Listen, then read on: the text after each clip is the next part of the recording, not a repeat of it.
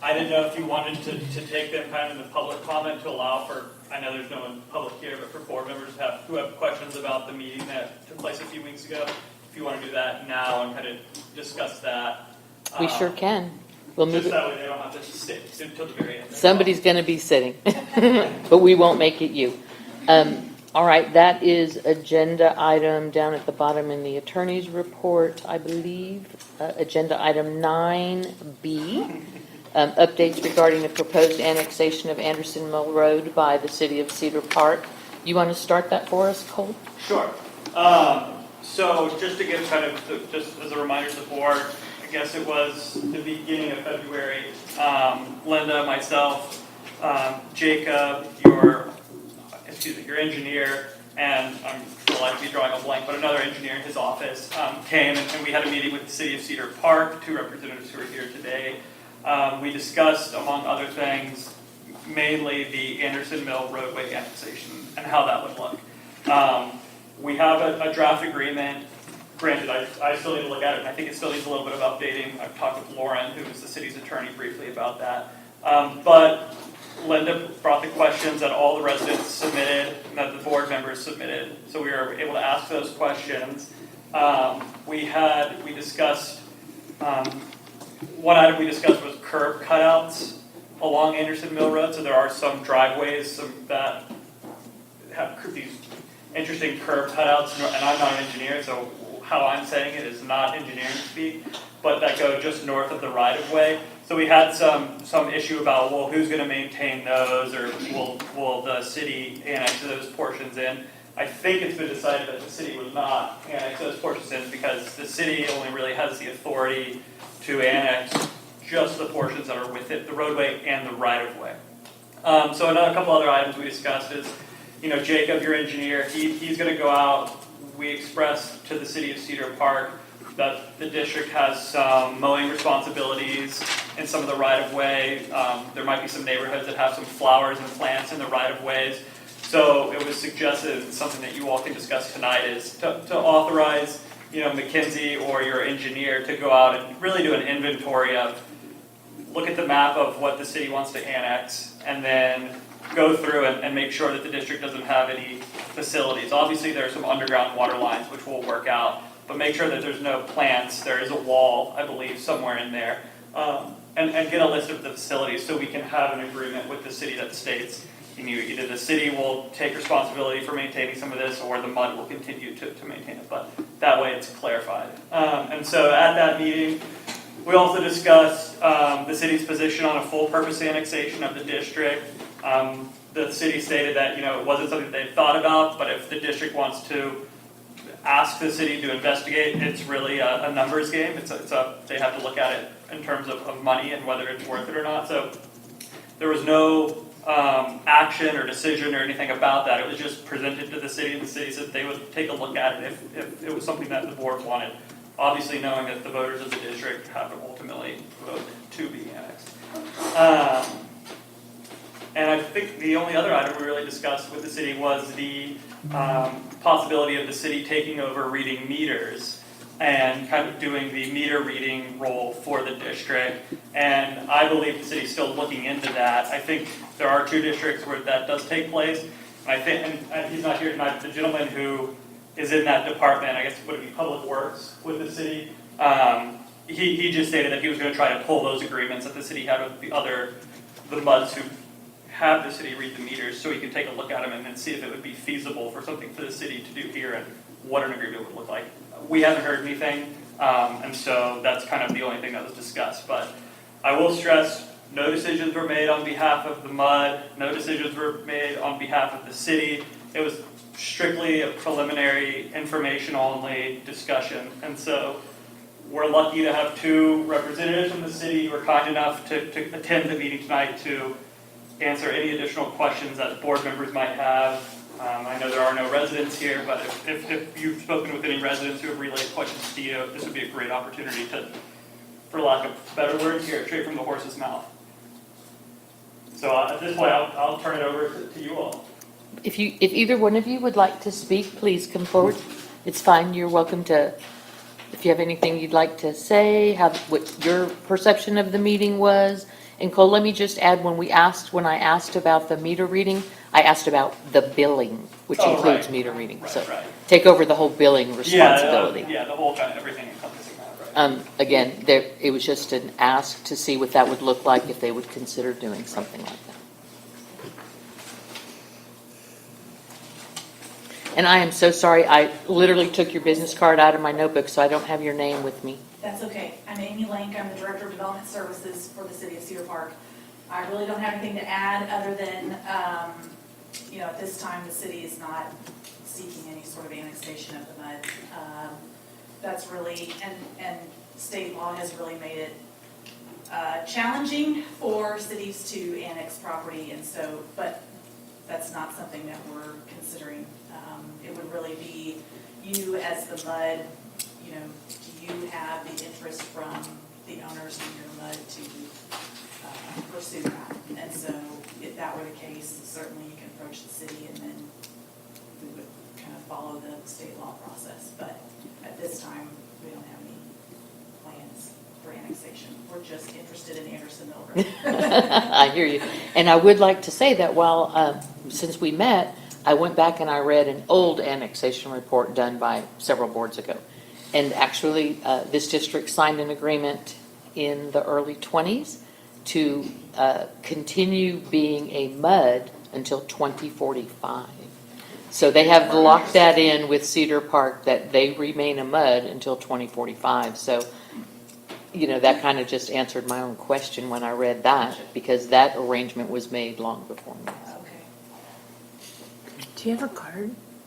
I I have a totally different question, not regarding this. But yes. But I thought it was a very informative meeting, for I sure. think you're the only one that can answer it, so I'll email you. Well, I appreciate you coming out. I can ask and- you, but And Sure. stopping by and saying hello and having that meeting with Cole and Linda and Jacob. So, Certainly. I don't have any questions. Actually, I do, I lied, sorry. You were referring to some cutouts or driveway, or we talk about there? My understanding of it is that, within, here we go, I'm going to turn it Somebody over who to really- someone who actually knows what they're talking about. Engineer Yeah. answering those questions for you. Good evening, I'm Stephen Hannison, I'm the Assistant Director of Public Works over the Field Operations Division, so that includes streets. So, Okay. what those curb cutouts he's referring to is where another street joins Anderson Mill Road. Okay. There's a radius on the curb, it Right. doesn't meet at a right angle. So what we discussed was whether the city would annex all the way back through that radius onto the side street to where it meets that tangent point. And what we looked at, went back and looked at, was the preliminary discussions with Travis County and what the state law requires as far as annexing the right-of-way, and it is strictly the limits of the right-of-way of Anderson Mill Road, so it does not necessarily include those provisions. Correct. Okay. So it would include the sidewalks, all the sidewalks and the grass on both sides of the sidewalk? Yes, up to the right-of-way line, so if there's any property, I know that there is a wall. Right. On part of it, so for example, it depends on which side of the right-of-way that wall falls on. If it's outside of the right-of-way, we would only annex up to that right-of-way line, so there may actually be like a strip of grass between the right-of-way and that wall that belongs to the mud slope. Okay. It's not part of the existing Anderson Mill right-of-way. So generally speaking, yes, it's the road, it's the sidewalk. There may be areas where the sidewalk meanders outside of the right-of-way. I'm not certain if that's the case on Anderson Mill.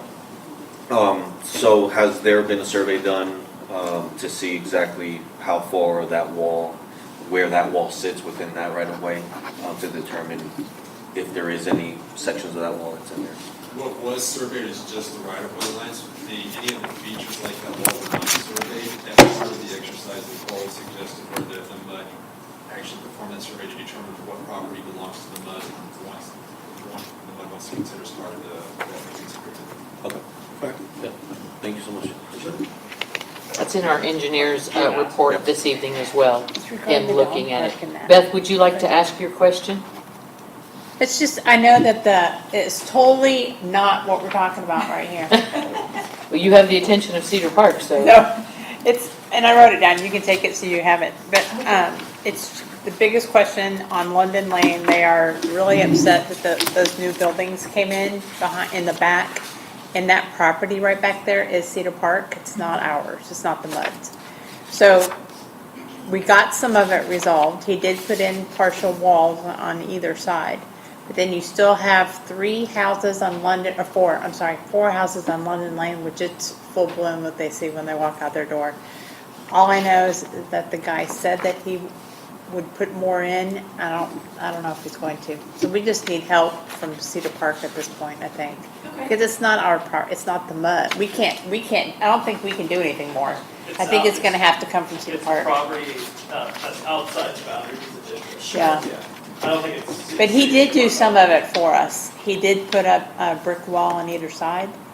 Okay. It's just the drainage part that we have to figure out. Is he gonna plant more plants? Is he gonna, I'm doing everything I can for the neighbors right there, but it comes to a point that I think I need City Park to help us. Okay, I can certainly we can take a look at the site development plans for that project and see Yeah. what was proposed. Our old engineer had said that they had talked to him and that they were gonna do something, but Okay, I don't think he wants to put any more money in. okay, we can Just gonna take a phone call, I think.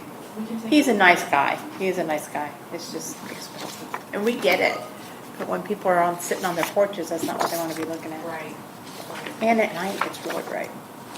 okay, okay. So, I don't know. I'm trying. We can take a look at the lighting and see what kind of compatibility buffer was proposed between this development and the residential neighborhood. Thank you. So, we'll take a look at that. And I have your number. So. Thanks. Do you all have Hanoi or Hanoi or Kelly, do you all have Kelly? any additional questions? I think we're good. Thanks for coming, though. Well, thank you Yeah. so much Thank you for very coming. much. Thank you so much. No problem. It was nice meeting you Thank and you. seeing Yes. you again. Yes, likewise. Thanks for taking us out of order. You're welcome. You're certainly welcome. And I am going to, if there's no objection, I am going to ask the bookkeeper to go next because hers is going to be real short and the engineer is going to be real long. Do you So- want the audit to go first? She needs the bookkeeper, Okay. don't you? Do you need to speak with the bookkeeper? I don't, but if y'all have any questions, it's nice to have the bookkeeper on the line, just in case it's something that the bookkeeper can answer. Okay, Maybe I can. okay, then you're going to go next, okay? Okay, great. Perfect. Just if y'all could, they're having a hard time hearing specifically, like when you were speaking and when they were, just kind of speak up so they can hear you, especially if you need Kara or Lisa to respond.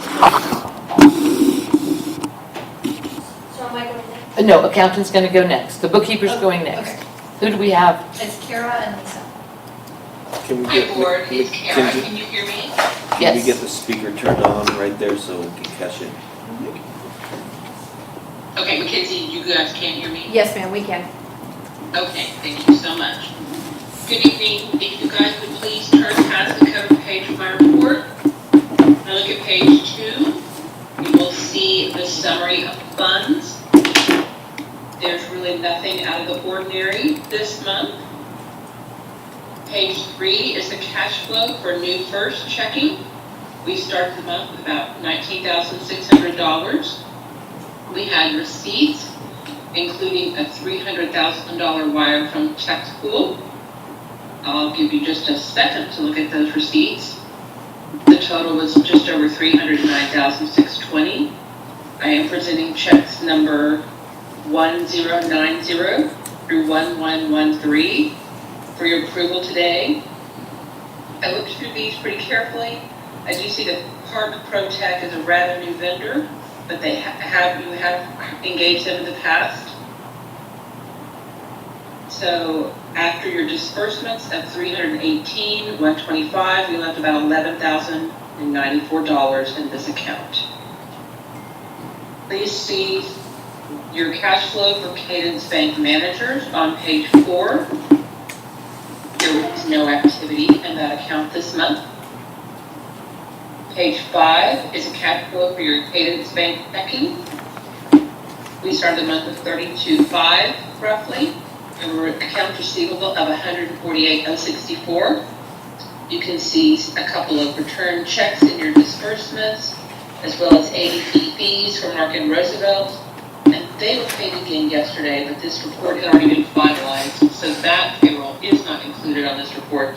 After your disbursements of 156,367, we left 24,198. Page 5 is your Cadence Bank reservations account. We started the month with 11,457. There were no receipts. You can see a couple of fees and a refund for a total of 1,229 of disbursements, leaving 10,228 in that account.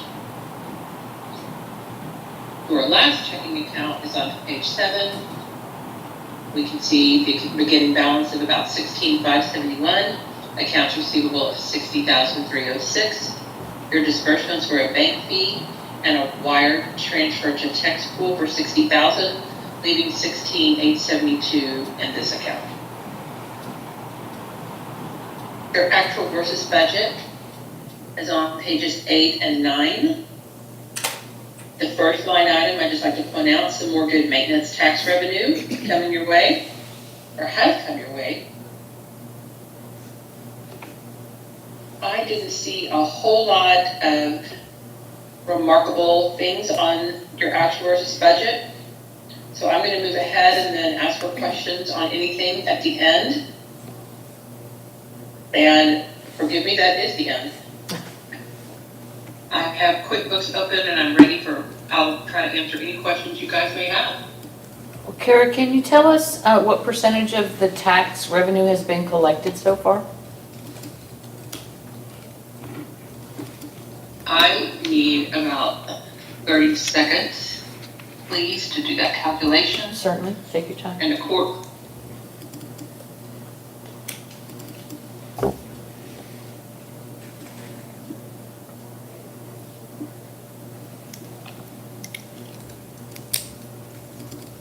According to my calculation, based on this report, I show you at 90.245%. Okay, that's pretty good for February. If you would, real quick, I did have some questions, very few, and it's only on the recap billing for the fire department. It's in that piece of the invoice packet. I believe it's the third item. Specifically, I'm looking at page 2 of that recap, and I'm seeing a record charge, I'm seeing rate order fines that were paid, and a reconnect meter for $1,001. I'm not expecting you to answer me this evening, but if you could figure out what those charges were from, what those 3 things were about, and put it in this file, just reply to my questions there, we'll know if we need to look further at that. Other than that, everything else looked good to me. How about you, Kelly? Yeah, good. Good? Okay. So I don't have any Thank questions. you very much. Beth, do you have anything for the accountant? Nothing? David? I'm Norman. Kelly, anything for you? No. No? All right, I just need a motion to approve the check register in the amount of, Carrie, you want to say it out loud? I'm sorry, I couldn't hear you. She asked if you wanted to say the final approval amount out loud, The check. the check amount for this month's bills. I'll get it. This month's bills in the general operating fund, I show a 318,125.07. That's what I say. I need a motion to approve the check register for $318,125.07. All right, I'll make the motion to approve the budget in the amount I just said. That's $318,125.07. There is one thing, Kara, before I go for that second. Look at the fees of office. There's duplicates in there. Hanoi's already been reimbursed for everything except January. So when you cut his fees of office check, it's only for the 2 meetings in January. Am I right there? Correct, yeah. Okay. Did you get that? Did you hear her? Yes, Hanoi gets 2 meetings in January. That's it. The other ones have already been paid. Now, I need a second on that motion. I'll second it. Thank you, Kelly. All in favor of paying the bills? 5 in the air. Moving on. We have the auditor with us, and I am going to ask her to go next because in case there's a question, Lisa or Kara, that you might be able to answer, if you'll hang with us just briefly enough to go through this. You're not going to read us this whole report, are you? I hope not. I haven't done it. I did read it. I read every line. Oh, good. So, Now, should this be green? Yes. Yes, tap it and it'll turn green. Okay. I'm sorry, I didn't get your name in it. I'm Ashley Martin with McCall Gibson Sullivan Barfoot. And what I'll do, I will not read every line in this report to you all, but what I will do is I'll go through it with you at a relatively high level. But if you have any questions, stop me and we'll try to get those answered for you. And I've handed out a copy of the report to you all. And as you all are well aware, the report's required for a few different reasons, but the big reason is TCEQ requires it to be completed annually by an independent auditor and submitted to them, within a certain time period after your year ends. So if you will, turn with me to the page that's behind the table of contents.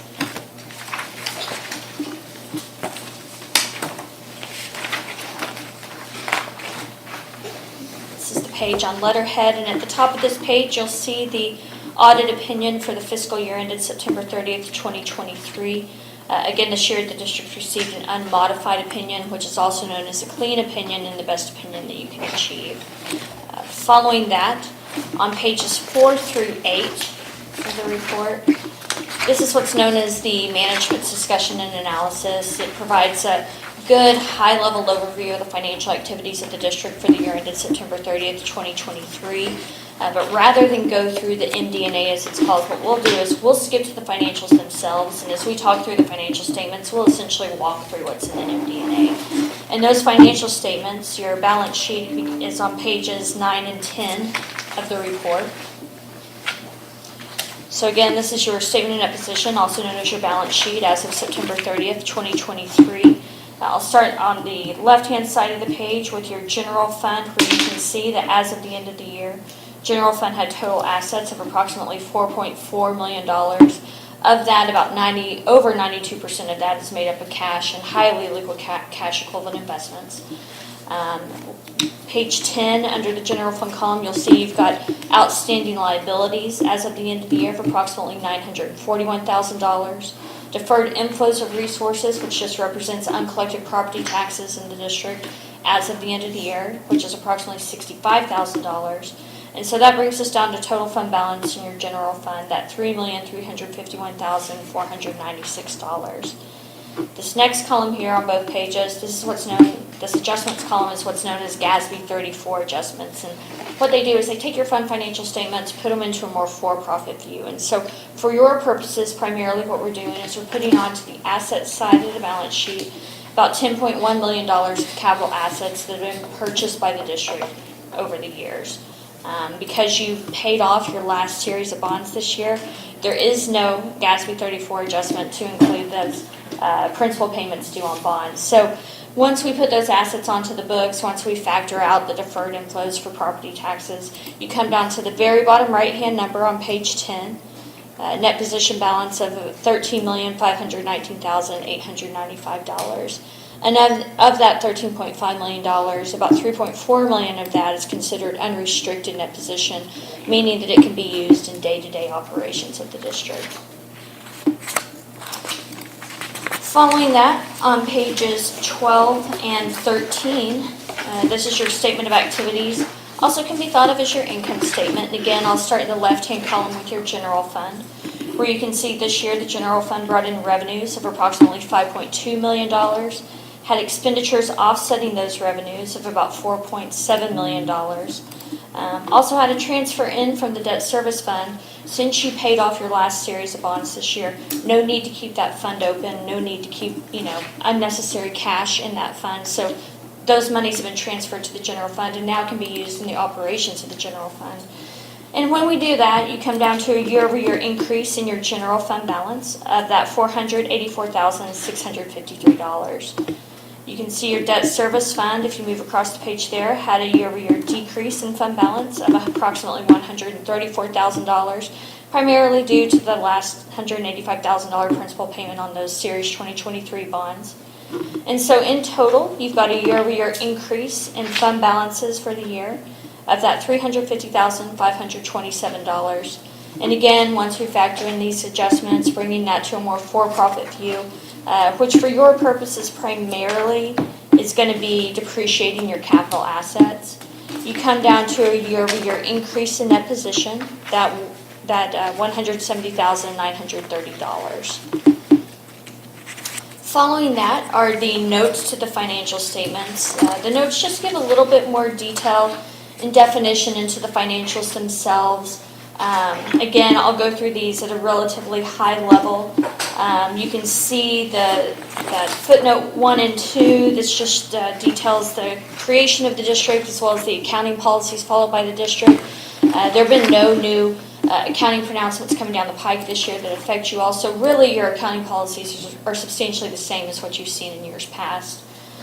There's discussion of your long-term debt in footnote 3, and again, top of page 20, you can see that as of the end of the year, you've got a zero balance in your long-term debt, and you, again, made that final principal payment on those Series 2023 bonds of $185,000 this year. Pages 21 and 22 provides detailed discussion of your outstanding cash and investment balances.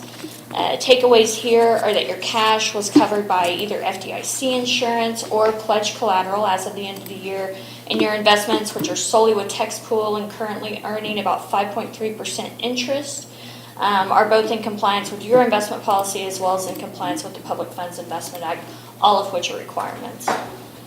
We've got a table that details the capital assets of the district on page 23. Nothing major here. Only additions to capital assets this year were the construction and progress additions for the hatch lift station repairs as well as the Sunchase Park project.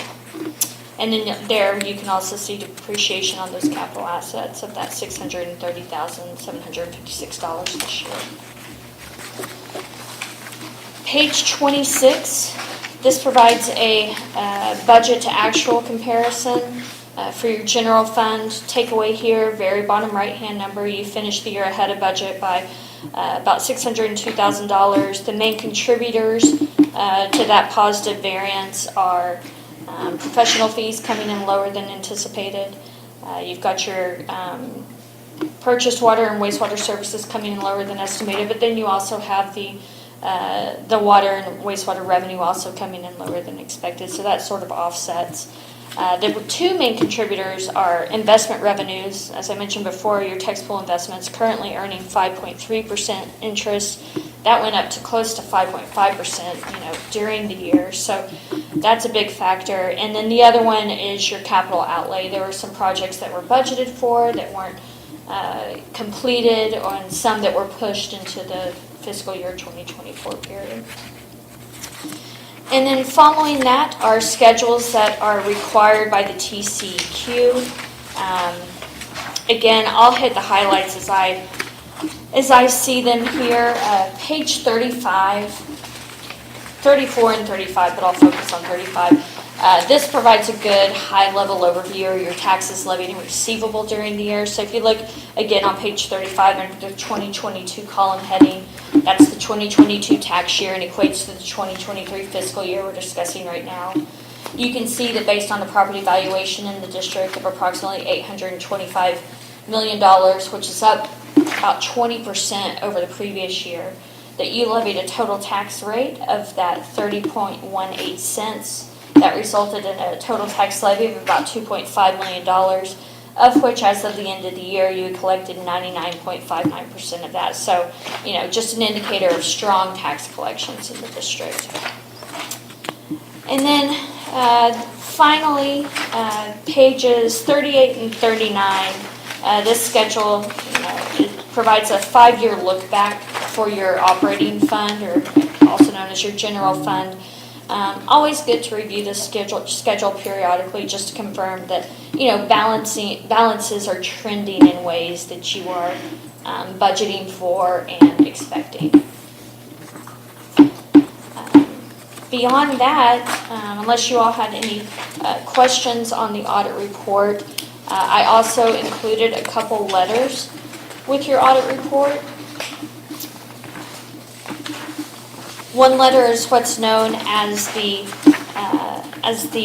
management letter, and this letter really just lets you know that we, as your auditors, prepared the audit report, including the footnotes to the financial statements, also including those GASB 34 conversion entries. And as a result of that, the AICPA, as well as the GFOA, considers that to be a material weakness. I don't like it any more than you do. I don't like the words at all, frankly. But we are sort of backed into a corner with this new standard that came out a few years ago, that if we as the auditors prepared the audit report, that's the result that we have to, make you all aware of. I would say 98% of our MUD districts, and we currently audit over 500 in the state of Texas, get this exact same letter. So, but we are required to make you all aware of that. And then the other letter is what's known as an audit summary letter. Takeaways here are that there were no difficulties encountered in performing the audit, no significant adjustments as a result of our audit procedures, and no disagreements with management during the course of the audit. So overall, clean audit process, clean audit opinion, which is what you're going for, and I would be happy to answer any questions you all may have. Does anyone have the pleasure of reading this entire document? Except me, because I did, and I actually enjoyed it. I did have a few questions for you. Okay. And these may not amount, it looks like large categories of work recorded. On page 31, contracted services, I noticed that you did not include, we had for about 6 months of the year, another contracted service, deed enforcement. They were somewhere around 25,000 for the year spent, based on the last financial report I have that records their amount. Okay. Would it be just lumped into another? My guess is that it's lumped into other and under administrative expenditures, that $51,251. You think it might be in there? That's my guess, but so it's deed enforcement, is that the name of the company? Sage Management. Yeah. Sage But Management. Sage Management was terminated in, They terminated in February, but from October 1st until February, they collected about a little over 25,000. February of 22 February of 22? is when they were terminated. No, 23. Oh, 20, yeah. Oh, okay. So they had 23. 6 Yeah. months of. So you're thinking of roughly $25,000? It's about 25,000. Again, I don't have financial reports for a period of time in there, so I don't know if there was more that came in after. But again, it triggered because I didn't see them listed as a contracted service. Sure. No, that makes sense. And when I saw the other administrative for $51,251, which is the highest administrative cost in this list of administrative costs, I wondered perhaps were they there. But they're not an administrative function. They were a contracted service. Again, Okay. I don't know how important that is. I just noticed it missing. Okay. I bet that if they are in fact in that other line item, I don't see any reason why we can't move those up. Or just leave it where it is, as long as, let's make sure that they're covered. Sure. I think it would be beneficial just for transparency reasons to have move them up. yeah, Move if it she's up. able to. Sure. It'd make a lot more sense instead of something. What's Other. that? Well, I literally triggered on it because it's the Underline largest other. amount in the administrative list of expenses, but it's not described. Perfect. So that was something that I saw. We can- And then I was wondering do you use a system to collect this data? Our last auditor used something called Surelink. Does that sound Okay. familiar? I think that's just a way to transfer data. It kind of captured all the data that was collected, and then you could go in and take a look at like the check register, just all the data that you collect, because you collect a lot of data Sure, to put right. this together. We generally just get the information, via email and via hard copy files Okay. from your bookkeeper. Okay.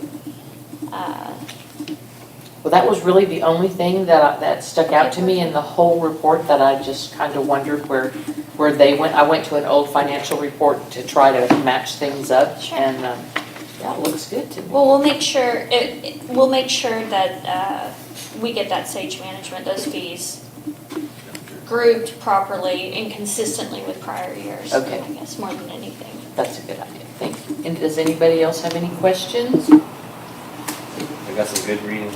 Yeah? I'll tell you, pages 4 through 8, biggest bang for your buck. Yeah. So, Dive deep, yeah. Well, learn. if you have any insomnia, this is the key. Oh, this to will keep me up, fix believe it or it. not, it'll keep, my brain wants more, give me more, feed me. If whoever makes a motion, if in your motion you could add 5 days, motion to approve, subject to a 5-day review, so our office can take a deep dive into it as well. And then also for you all too. I would be grateful.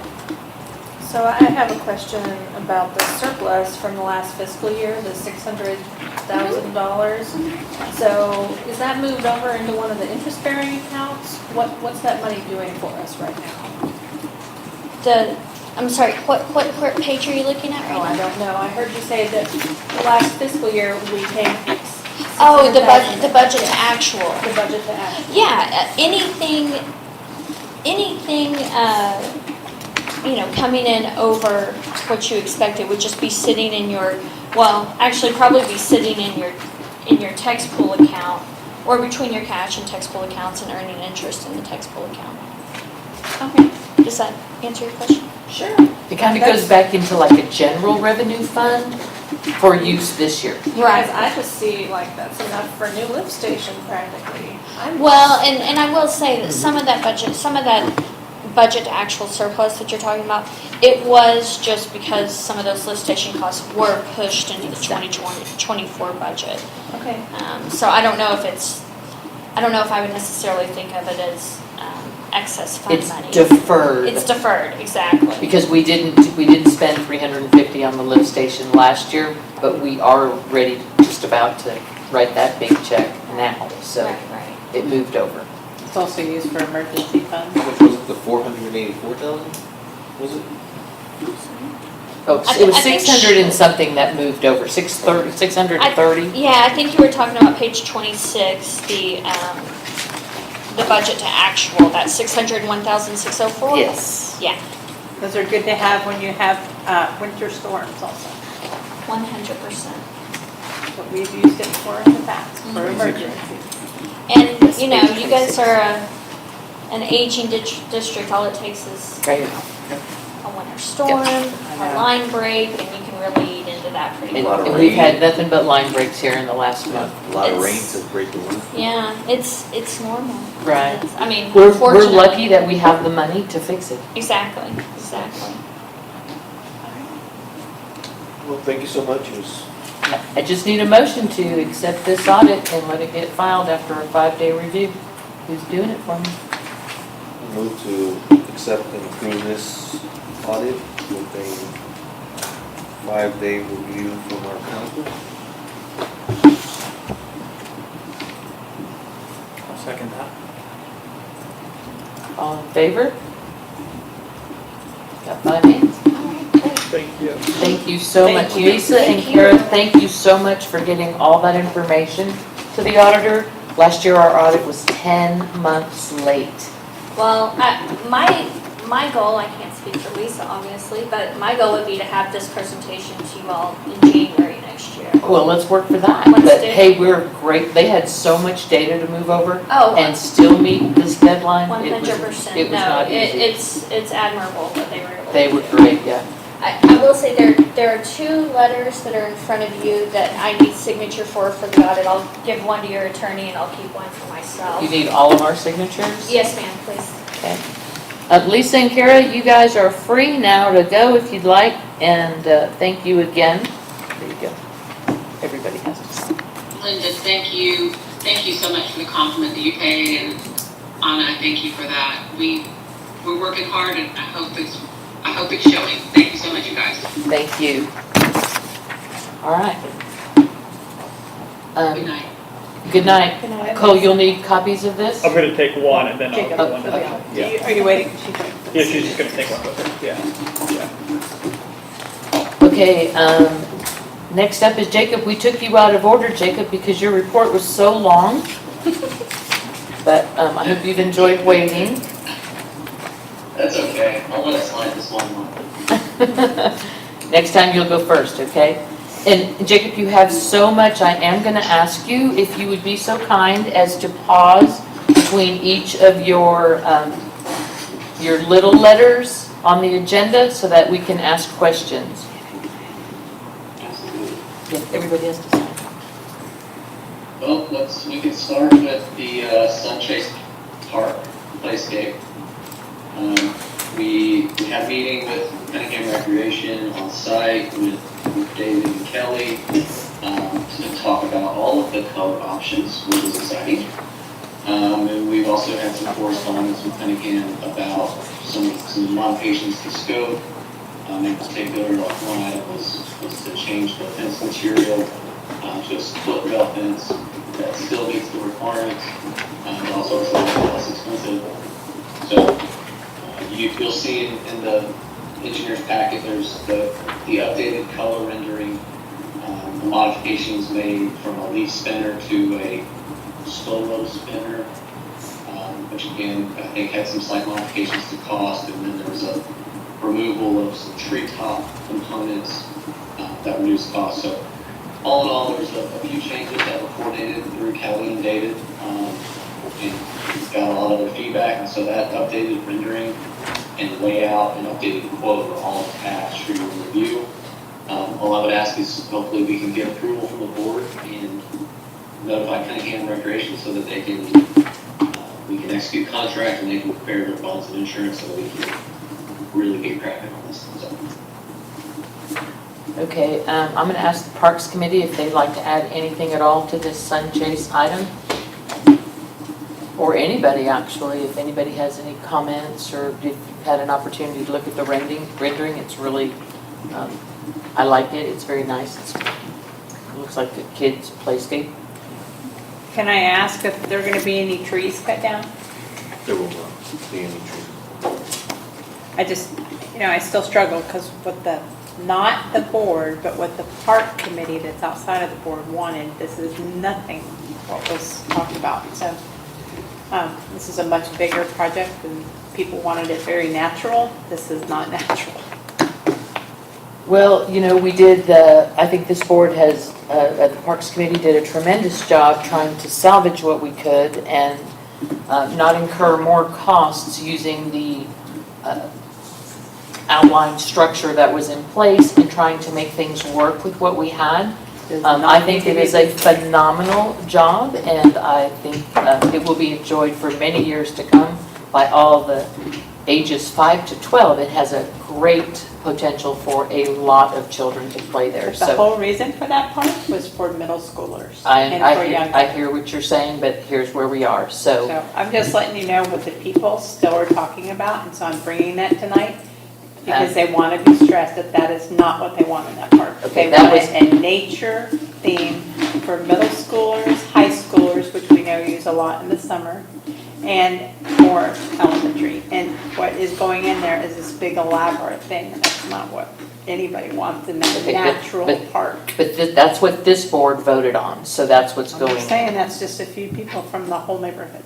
Thank you, Beth. Thank you, Appreciate it. Beth. And if I could get a motion for Jacob to proceed with the information that he's presented, so he can get on track and get this thing put in place. And I'm sorry, I would like to make a comment. Certainly. That a lot of care went into selecting this playground with the community's needs in mind.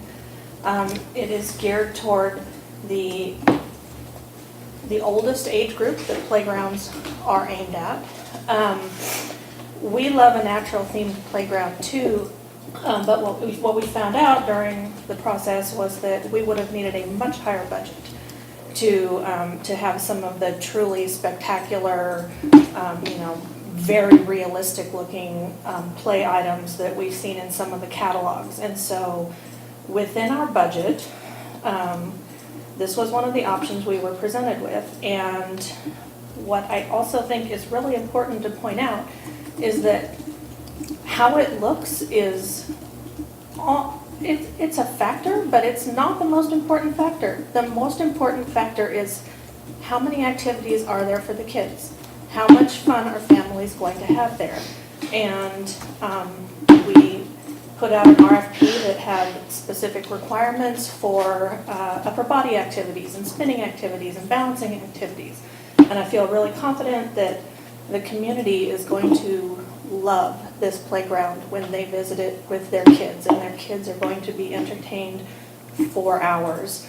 And it is in colors that blend in with the park and yet also provide some brightness, because this is supposed to be fun.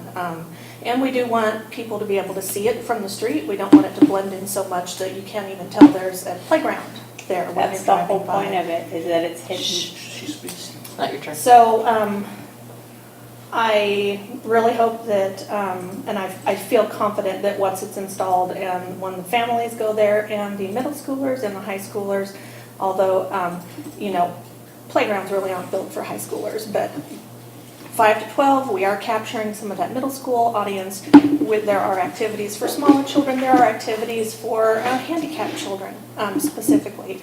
We have tried to cover every base with our budget. We have come in extremely close to budget. I hope everybody noticed that. I noticed. And so I'm excited about this project. I'm excited for the families of the district to visit it with their kids. And that's what I have to say about that. Well, Thank you, thank you, Kelly. I'm really excited to bring my granddaughter there, so it's got lots of things she likes to do at her age, so there you go. Can I get a motion for Jacob? I move we approve the Cunningham rec proposal for the Sunchase Park. I'll second that motion. Is there any more discussion? I will say what someone asked me is, will there be tire swings or anything in a Fort nature? I think right now we have a plan that needs to be implemented, and then maybe it goes into I can answer a that. future park plan? Everything that's in that rendering is what we're gonna have. And swings within the space that we have in that park are very difficult given the number of trees. We asked for swings, and of course we're mostly preoccupied with safety, first and foremost, always safety. The ASTM regulations, the state health and safety code says that we don't have enough room for swings. If we had swings, all we would have in that park is one swing because of the clearance that is needed in the fall zone. So I don't think tire swings are very natural. Very naturey. And there's, if you walk, have you gone all the way to the back of the park? I'm just asking. Have you seen what the kids have built for themselves in the back of this park? yes, ma'am, I have. What's back there? There are little forts back there. And that's what Did they I were pass? hoping in Did the I pass park. your quiz? Okay, my motion's on the table. I got it. We have a second from David. Anybody else need to add a comment? I'll take a vote. All in favor? Hands in the air. We got 4 yeses. Are you a no or an abstain? I'm a no, Okay, keeping with what the people wanted. very well. All right. Jacob, move on to B. Jacob? Just to clarify, I heard that was 4 yeses and 1 no. Yes. Okay. Mackenzie, could you help like printing off that order form for execution and sending a copy back? That'd be amazing. Yeah, we'll do that. Can you get that printed? Where is it? I'll send it to you. Yes, we'll get it done. Thank you. Okay, item B, the hatch lift station, everybody's favorite topic. So let's dive in. We were notified on January 6th, which just so happened to be right around the time that we met to discuss colors in the park, that there was a leak in the dry well. Well, I'll just cut straight to the chase and be happy to report that there actually was not a leak in the dry well. So Good news there, it was not a leak. Now, was there water in the dry well? Yes. A lot of that is due to the fact that the blower for the dry well that we've known to not be in operation is still not in operation, even though it is part of Liberty's civil scope to repair. They were going to repair that when they went out to install the pumps. That blower is not in operation, and therefore the dry well, due to the weather changes we have, is producing a lot of condensation, and that condensation is pulling in the dry well. So the good news is that that problem will be remedied once the appropriate blower is in operation and functioning. There was some items noted about whether or not pump number 2 was fully functioning. There was some feedback that it might be running, but not actually pumping sewage. And so I'll let Mackenzie speak about that a little bit, but I do believe that she's working with Alterman, and her crew is going to go out there tomorrow to check the amp draw and see if there is a problem with the pump, and if it falls under the warranty with Alterman based on the repair work they did last year, then that will be looked into. I've talked with Liberty Civil, and they once again noted that their equipment was pushed back.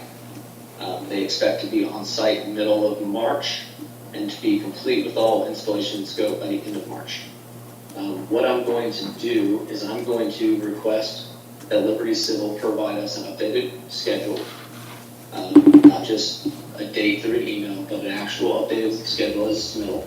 And I'm going to request that they submit all documentation that they've had, correspondence, emails, whatever, with the equipment vendors that document that this has actually been extended.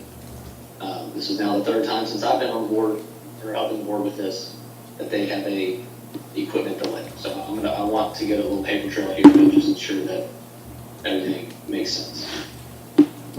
So again, the intent was, the lift station has been operating as a kind of a repaired emergency repair situation until Liberty Civil has all of their equipment delivered to do the work. Which again, the last I heard, which was today, is that that's expected to happen middle of March. So, any questions on hatch lift station? I do. So everything as of right now is functioning as it should be. There is waste being pumped out of the district to where it has to go. My concern is, last time we had water in the dry well, it blew out the electronics, and so I'm just want reassurance that that is not an issue at this point in time. I'll break down the first part of your statement. Everything's working as it's supposed to. That is not correct. Not everything is working as it's supposed to. And so, if Mark is looking at the pump that's not working. There's one of the 2 pumps. Okay, so and they're going to go down to do the amp draw and see. Okay. Correct. Okay. So what they're going to do tomorrow, and there's what we believe is one of 2 things. It's either airlocked, because it has intermittently worked. We have pump run times on it, and then it just stopped on 2/7. But Alterman came out on April 28th of last year. They had to repair both pumps at that time. So just as a small timeline, they repaired both pumps, put them in. Liberty Civil did not have piping in yet at that time, so we could not test the pumps when they were originally installed by Alterman. I don't know the date of that, but it was prior to 4/28 last year. And then after that, when the piping was installed and the pumps were turned on, there were issues with both. We immediately called them out. They came out that same day, Alterman did. They had to pull pump 1, it had rags in it, and then it had a bolt in it. And then they had that pump up and running, and then they moved over to pump 2 to figure out what was going on. They pulled what they called the top hat off, because they were having issues with it cycling, and determined that the pump was fine, but the check valve, which is tertiary to the pump, it's not on the pump, it's beside it, was the cause of the problem. It was not, the flapper was not correctly staying put, and the bolts on that were also off. So for those 2 instances, those 2 problems, will we charge extra for that to come out here and fix? Because they should have been operational, correct? No, rags and a bolt being in them is Well, 110% not a warranty item. Well, where did the rag come from? Was it The stuff rags that? came from your system. Okay, Yeah. and a bolt from our system. Well, so. And it went into the pump? Pump 1 had a bolt in it, it was in the impeller, and How then when they moved over to the check valve on the second pump, bolts were missing. Oh, well, we know where they went. They went into the first pump. Correct. So to me, But the pump that's, was not damaged by the bolts. but to So, me, you're saying that the bolt was there, that sounds like an issue with installation. And for a rag to be in there, my brain goes, installation again, it's, the piping was not there. All they did was put the pumps in. Liberty Civil came behind them and piped into the pumps. So, it's I don't believe it's, complicated, it's a mess. I don't it's believe, just- in my experience, we've never gotten a warranty claim back on rags or something of that nature unless it was proven to be that came from a component in the pump, and the bolt is not proven to be a component within the pump that Alterman did the repair on. It's on, we believe it's from the check valve, which again, it's not on the pump, it's tertiary to the pump. It's a separate item in the lift station. But long story short, at that time, they got pump 2 running, but the check valve was not operational. From what I understand, that is one of the items that was on Liberty Civil's list as it was. So they left them as is, and since then, we've just had tripping issues with that pump, and then it's cycling problems. So since about whenever it was 3 weeks ago that everyone met on site, we pumped it out before they went down to take pictures to verify there was no leak. One thing I will note is with the blower being down, it makes that a true confined permit issue space. So that's not just a 2-man crew with fall protection. When there's no ventilation, you can't send anyone down without issuing a permit and requesting it through proper channels. So it does make it much more costly. You have to have full Did you crews. do it? Did you do that? We did a couple weeks ago when there was water in it, to make sure that there was not a catastrophic failure about to happen again when we first noted water. It was not effluent or wastewater inside of it though. My concern, all of y'all, is that we've been paying a lot of money for this to get Band-Aided so we can keep going. And it's just, if I were to pay for something in my house and it's just, the contractor did not, it just seems like it's sloppy, it's not working, it's just something after another, and it just doesn't sit right with me. It's just like, I don't know, I don't feel Well, I think, reassurance that, I think Jacob going after the documentation and yes. stuff, To verify we'll that put a better this is frame It's on, correct, yeah. with the So- vendor. And it's nothing on Jacob, the whole thing is just. It's taking forever. Yeah. So one thing I want to note, and I'll finish my little spiel here, is that we will have the amperage checked. They'll hopefully be able to verify from the amperage if it's ragged or if it's airlocked. If it's either of those, we can take care of that, which is cheaper than having Alterman come back out. If they do come out and it's not a warranty item and it is like something, again, like rags or a bolt that is not theirs, that's gonna be a charge. So we're trying to mitigate that from happening first. However, Jacob and I are on the same page with this as well. Being down to the 1 pump now since 2/7, we're kind of concerned because pump 1 has been cycling the most. And in the event that it goes down, you're at another catastrophic failure. So that's why Jacob reached out to Steve today from Liberty to confirm that initially, prior to today, and Jacob, you can correct me if I'm wrong, the pumps were supposed to be in 3.1. And so we were gaming on that before we tried to make another repair and spend more money. And since then, it being pushed out again does not give us high hopes that 315 is going to come around and we're going to have perfect pumps and these can come out. So that was our only concern. So depending on what happens tomorrow when they check the amperage, will depend on if we need to make another emergency call to Alterman and have pump 2 pulled. Mackenzie, you might recall it was right when this lift station started having problems, and what caused it to get, for us to ask Herb to come up with a rehab plan. This district bought a spare pump to put on the shelf. We paid $50,000 for it. Where's that pump? I don't recall you having a spare pump. Yeah, you will find it in the minutes. I'll find it for you. We bought a spare pump. Was it because- for Hatch? Yes, it was for Hatch. It was when it first started having all these major failures, one after another, and Alterman kept coming out here. I remember a month where there was like $32,000 in charges for pump repairs, and Catherine was the one who suggested buying a spare pump to put on the shelf. It passed with, I think, a 4 or a 3-2 vote, and that pump, I'll look at the financials I don't recall to see that it was purchased. I will find it for you. So I was thinking when I saw this in Jacob's report, I thought, can't you use the spare pump on the shelf? If we had one, we would have, absolutely. And so that was gonna be my other thing, just to add to this.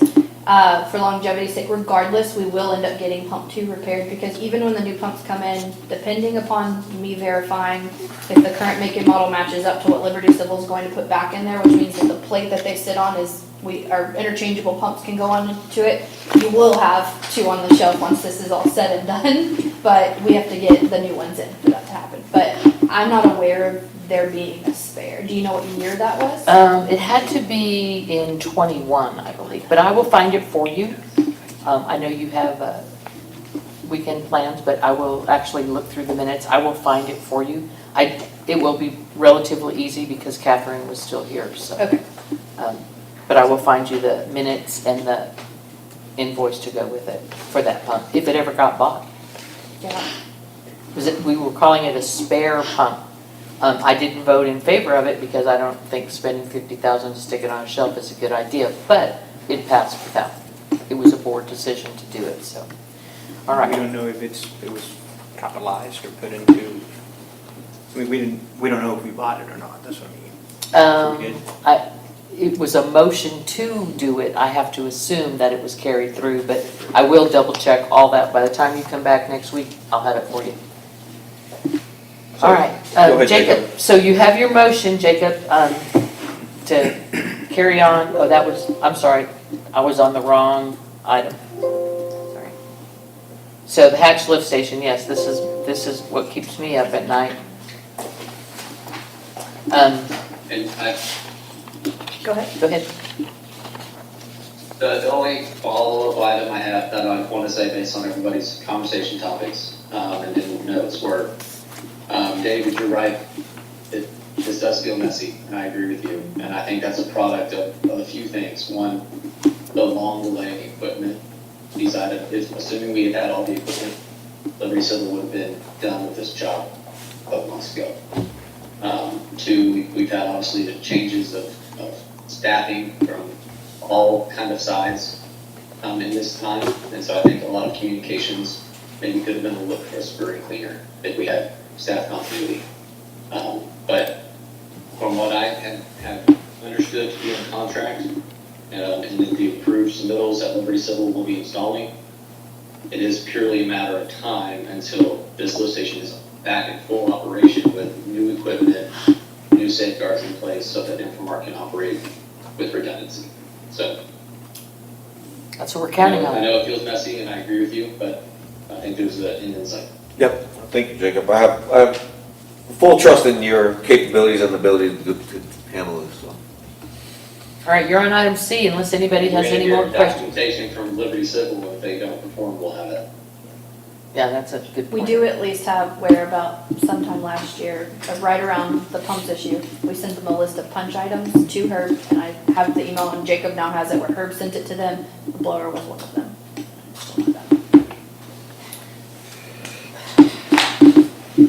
Okay, the next item, status of district facilities. And this is, again, probably more of Mackenzie's topic to discuss, but we were included on some emails, so I thought we'd bring it up, about a water main leak on Dagama Court. That's since been repaired. It was kind of an emergency action taken back from our, and what we would like to do moving forward is we'll just include notations on your map, so you can see that as attachment 4, where the kind of the general location as to where that water main leak was. That's one of the things that we'll just kind of keep a running tab of. I'm sure everyone's doing similar. So I don't think there's really a lot of discussion that I have on that item. I do have a question, it's probably for Mackenzie, but it's regarding this leak. Do we have any, what is the status on the repaving the road? Because it's sitting there with the gravel and it's just dirt right now. I think that they have it on schedule. We had to place an order for some of the quickcrete and all that to go in. I'll check, but I'm pretty sure it's already on schedule. We're doing concrete patches, not asphalt, or we? I think that that's what we ordered is asphalt. We tried to put back exactly what's already there, and I know that we went to buy some and there was not enough. So you're doing coal patch? I don't know. I was told they went Okay. to buy materials and what they needed was not available, so they had to place an order for it. It's a big Correct, it's massive. It's pretty big Big and chunk. cold patch seems to wander over time. It likes to break up and walk. I'm not sure, I just know that they've let me know that they've attempted to go do it round, 'Cause it- turnkey or whatever, like next day, and they It couldn't would get be- everything that they needed. Because it is our responsibility to take care and repay that, because we broke into that road. It's not Travis County's Correct. responsibility, it's ours. Any repairs that we do, that's the case. Yeah. What company, do you recall, was it that did, remember it was by London Lane that did the repairs on the sewage lines? London Lane and Rathline. Yeah, they did a phenomenal job. The one that Herb, Yeah, their cost was low. but that was because they were doing repairs throughout the entire district, so you got, because there I was think one that over was- here too. I It was thought they only close. did one job. It was their initial job. Yeah, but that was a huge It thing. was- They it had was, to I dig know, that. but- They literally. I'd have to look, I don't remember Close what the the company road name to was, dig because I think it was one he'd never used before. Yeah, it was brand new. That's. I don't remember. But, I really think we shouldn't cold patch it, which is just something you can buy at a store and lay it down. It really should be properly paved, in my opinion. Well, they kind of had to redo the whole thing. They look like a little city down there. All right, yeah, I was just wondering about that. Keep going. You're on D, Jacob, unless anybody has anything else about the leak on Dagama. Good. Jacob, you're on D. You're on D. Okay, perfect. An update on the ERB for your insurance. You can see the attached document, we kind of included some updated markups based on me putting eyes on your facilities from the district tour per board direction last month. Essentially, the other two lift stations, the Gama Ford, and can't remember the name of that one, but either way, we put kind of what we estimate those values should be. That one thing that is important here for the board to decide on and make sure that you're cognizant of is obviously increasing the value of your assets will increase your premium. So in the past, I've seen boards decide that they want to step towards that goal over a couple of years just to minimize the jump in their premium. Or you guys could just jump to that number to feel more protected. Entirely up to you. So I put what the numbers should be, and then you guys can decide how you want to get to those numbers. But if you have any questions on that. I looked at the numbers and they seemed, I was very shocked on how low they were and where we should be. Especially the lift stations now that we need to rely on insurance that doesn't cover the cost. But Jacob, I appreciate what you've put together, but before I can even evaluate it, I really need to see the insurance policy because we are insuring a car, and you didn't mention that in your write-up, and I really need to look at that policy, Mackenzie. I haven't gotten it yet. Did you not send it to her?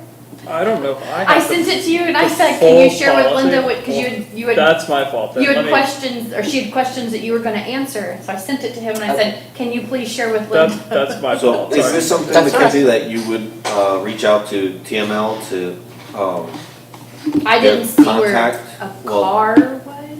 well, are you the point of contact for TML to, okay. So would it be wise for us to get the quote Sorry, quote of the it, full Brandon. value I thought of you'd sent it. everything that is worth, and then one to Jacob's recommendation? Only after I've read the policy, because if I was reading a little blurb in some of Jacob's work, and it says, and here's just an example, like, we're protected for earthquakes. Well, we don't have earthquakes here, so if the deductible for an earthquake is listed in our policy, we need to get the policy to cover what we need and not things that don't happen here. So earthquakes is the one that jumped out Did you at me. see, is it mobile equipment schedule, is that what you're referring to? No, I'll go back to the 2 months ago when I asked for the So, policy and tell you I where. will tell you, and I don't know, as far as your natural disaster stuff goes, I can't speak to that. But I can speak to your insurance will not cover anything that's not listed in your schedule. And your schedule and that is this portion, and I'll send it to you. It lists all of your assets, like your gazebos, pavilions, everything. I don't see a car listed in here. I didn't either, So but I don't think you're being covered for a car. It might just be the something bill that's for listed. insurance 2 months ago for $20,000 and some change listed a vehicle. It didn't say car, it said vehicle. And I said, I need to look at the policy to see what vehicle we're insuring. And here we are 2 months later and I haven't Could be seen your it. mobile sign. Could It's be, considered a trailer. That's the only thing I can think of. maybe so, but it's a lot of insurance for a Rolly sign. That has, But I don't want to waste time on this, just send me the policy. Jacob, you don't need an answer today on that, do you? You're not looking for a motion, are you? Nope. I would not I'll make a remove motion the as far as earthquake. I'm concerned, balls in y'all's court to figure out what y'all want to cover. Okay. thank you, Jacob. Look, give us an opportunity to read the policy, send it to everybody, please. Doing it right now. Okay, and then next month we'll put it back on the agenda, Jacob, and we may take that slow move up so we don't fall over with a double increase in our, especially because we're going to be filing an insurance claim on that lift station, so we're really, I appreciate the work and the notes here you put together for us, Jacob. yeah, I do too. No problem. All right, you're on E. Okay, lead and copper rule revisions, we'll make it short. Last month, we kind of talked about that at length, and if you need a refresher, that's kind of why I put so many paragraphs in my last month's report, but essentially, we're holding off on kick-starting that work. I was tasked last month to kind of compile any documentation that Gray Engineering did, and if I could find any of their invoices. I apologize, I did not get that done in time for this meeting. I will have that done by March 1st, and I'll upload all that information to the Google Drive, and notify the board when that information is there. Perfect. I was going to ask you to stay in a holding pattern on that one anyways, so that works out well until the March meeting. You want to jump right on to F? If anybody at any time wants to jump in on Jacob and ask him a question, please feel free. Otherwise, move on to F, the Stormwater Management Plan and the MS4 Annual Report. And on this one, again, I'll defer to Mackenzie. I don't want to steal her thunder on such an exhilarating topic. But essentially, the TCEQ sucks. So, we're in a limbo period until they issue the new MS4 permit, which will be issued in August of this year is what they're projecting. It was set to be issued January 24th of this year. We were supposed to have I received the draft order. I did not receive your final copy order in the mail. We've checked everywhere that it could be, including any forwarded mail from the Summit office. We don't have it. I let TCQ know, or the contact that I have know, that we did not receive the agreed order, and initially speaking to her, she did not have answers for me. I forget her name. I can go back and look. She was supposed to contact her manager and let them know, and this was during the period of time where they were right prior to issuing the new MS4 permit for all of TCQ clientele. And they asked us to wait about 2 weeks until they were getting that taken care of. And then about a week or two later, she had let us know that we would basically have to wait it out until the August permit comes out, until we can process the agreed order for that permit when it comes. I have a question. What is the difference between, I'll add to that and say that you guys are likely not alone in how TCQ is handling permit renewals, knowing that they were going to issue a new blanket general permit. but, I mean, we don't have one, at least based on what's online, we haven't had a permit since 2019. So when I asked about that, I actually asked in my email why that permit has not changed from pending to active, and it's because of this. They need the agreed order to make your permit active again. And they said they sent it, but We did not receive it. I have the draft, and I supplied the draft back. Her name is Hannah. Supplied the draft back to Hannah, but they mail you the final copy. I did not get it here. We did not get it at the old Summit office. So when I called They call it the OCC line. If you have any issues with your agreed order, I called and I let them know that we did not receive it. And essentially Hannah ended up calling me back saying, please wait until we can determine over the next 2 weeks what the new permit will look like, and then you can do an agreed order for that. And then they extended it from January to August of this year before that will come out. So let me ask my original question. What is the difference between a regular permit and a general permit? I don't know what you're asking. You have a general MS4 permit. Okay, and are there any consequences to the district for operating without a permit? You're not operating without a permit necessarily, you have a pending permit. And per TCEQ, you need to continue to submit your annual reports and all of that, which you have continued to do on time.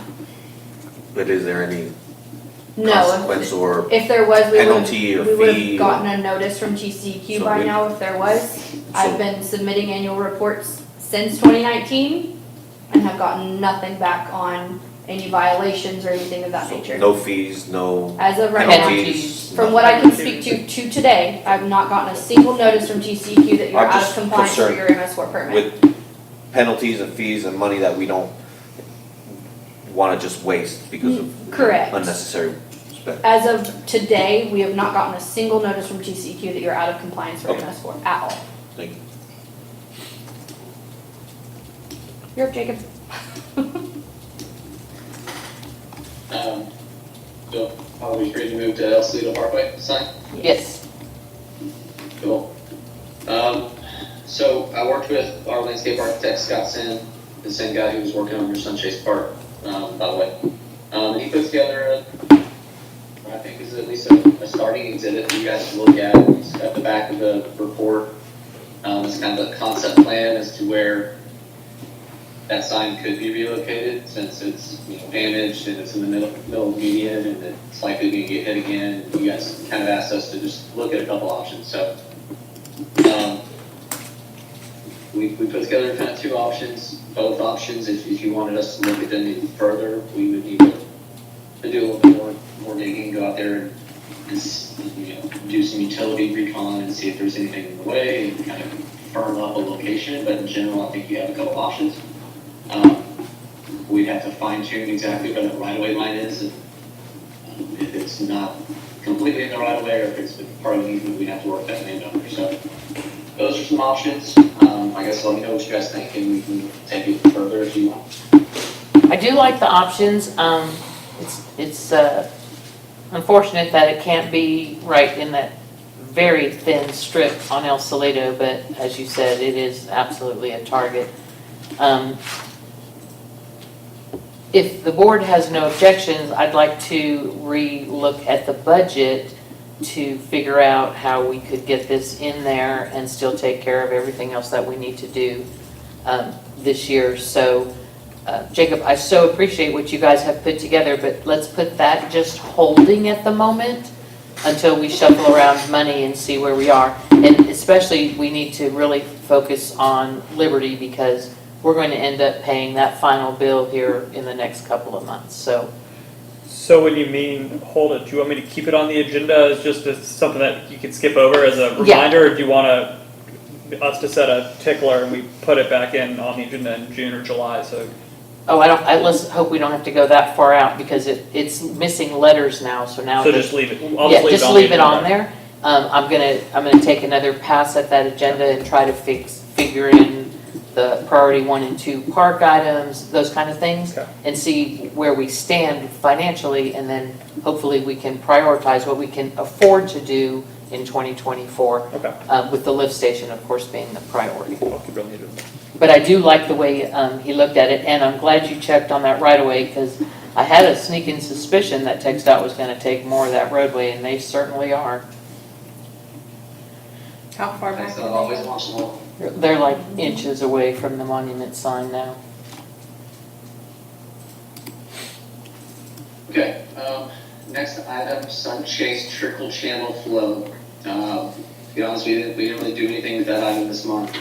But after the meeting we had with Cedar Park in the annexation conversation, it kind of became clear to me that Jacob Worth, the assistant city manager, is someone who showed interest in assisting the district with items. So I plan to reach out to him with an email, kind of documenting, showing him our storm sewer system, kind of showing that there are areas of the city that drain through there, and see if there's anybody that he can connect us with to investigate and, you know, maybe put some boots on the ground from their side as to where that water might be coming from. So hopefully by the next meeting, I can, you know, let you know that we've had an email or some correspondence or maybe even a meeting with the city staff. Okay, please, if you would, give that some real serious attention, because David and I were trying to remember back when it started to run over there, and we're guessing it's like June is the first picture. And the audit report also demonstrated for us how much water we were not able to account for last year. So when things flow like that, we can't make it stop. It's just nothing but waste. So that's a real priority, at least for me, that's a priority, because I walk past it every day and I see the water, so. Jacob, would a good place to start be to find out if they even have any storm that connects into our system? I just, the way the grade and everything, I just don't see how it would connect into our system. Maybe we can get some maps of their system along our district to see if they even connect, because I would hate to burden them with, hey, come out and investigate, if there's not even a system that connects into our development. So That's a fair ask. Like, hey guys, can you share your storm sewer Right, maps in this area? and this way we can, you know, straight off determine, okay, well, there's no need for you to investigate. I'd hate to waste their time and their manpower, something that, you know, can be caught just by comparing maps and trying to catch it that way.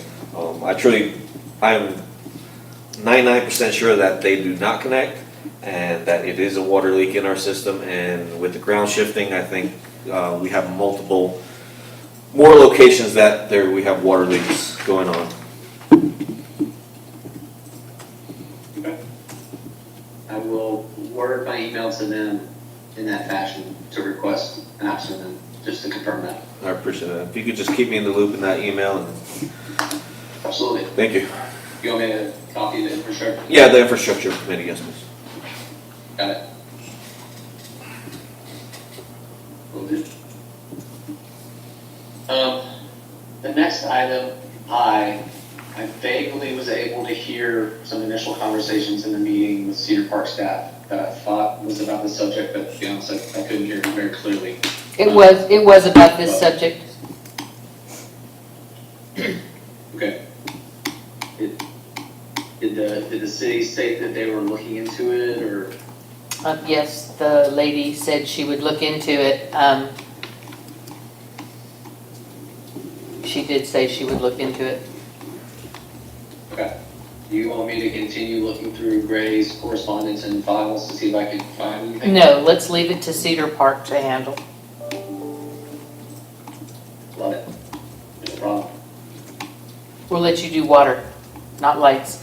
But in this same agenda item, I was working the leftover stuff from last month, and there was in the minutes that we, the builder's commitment to build walls along the back sides of the residential properties. And I stuck in your folder, Jacob, Agenda 3J, which is a little video that David and I went and drove back there, and I took a video of the walls. They did build, they look like the CMU walls, except it's stone on both sides. It's not a split face rock, it's stone on both sides. But they did actually build a very nice wall on the back sides of all the residential properties, and they put up landscaping on the berm, and I do not believe that they can build a wall on top of the detention pond. I don't think that's an option, but I could be mistaken there. I cannot. But so there's really, they've met their obligation. I don't know if Herb set that up to get that taken care of, but they did a really nice job back there. I did So that. I will take the credit for that. I was out there a lot. So thank you for looking into that, but I think we're going to close that out and let Cedar Park deal with that. Sounds good to me. The other items, the audit, you guys reviewed that and moved through that. The Anderson Mill annexation, that was kind of already discussed, but essentially, I just want, board authorization to spend some time going out in the field, documenting any conditions, and reporting that back so we can ensure that any, create the legal term, any documentation is in place to protect your assets, or at least document what your assets are when the annexation goes through. So you need a motion to do that right-of-way walk? I would like that, yes. Anybody on the infrastructure committee want to make that motion? Jacob, what, 5,000, what are we getting for 5,000? Are we getting a survey out there, as is, everything that's out there, hydrants, walls, sidewalks? You're getting a budget of me and Maggie for a day to go out there, take photos, geolocate any items. Then a day in the office to get that compiled into a report and summarized so that we can share it with the board and with Cedar Park. I move to authorize Westwood Engineering to conduct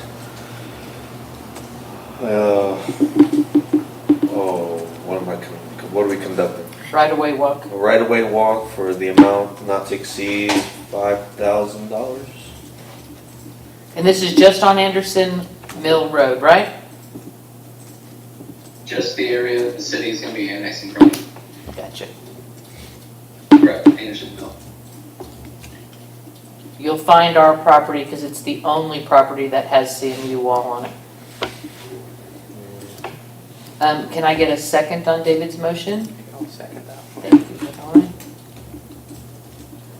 Dawn. Anybody have any more questions for Jacob about that work that he's going to go do?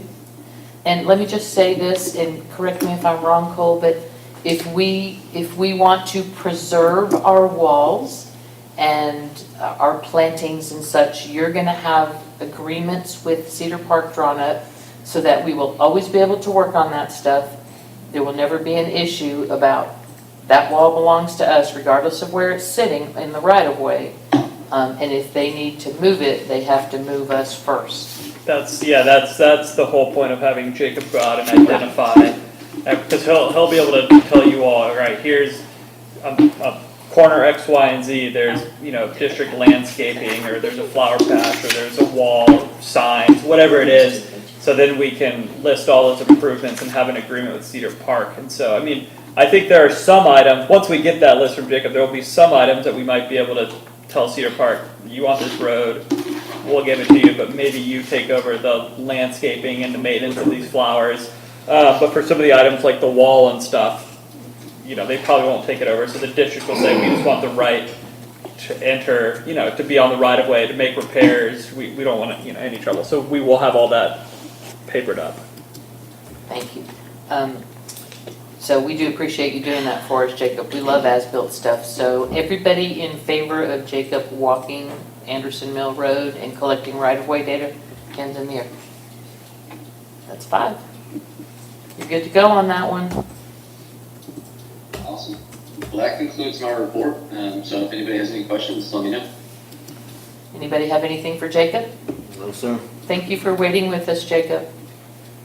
Oh, no problem. I guess we're done with you for the evening. Have a good night, Jacob. Thank you, guys. Have a good one. Okay, hold on. I've taken so many items out of order. Let's see where we are.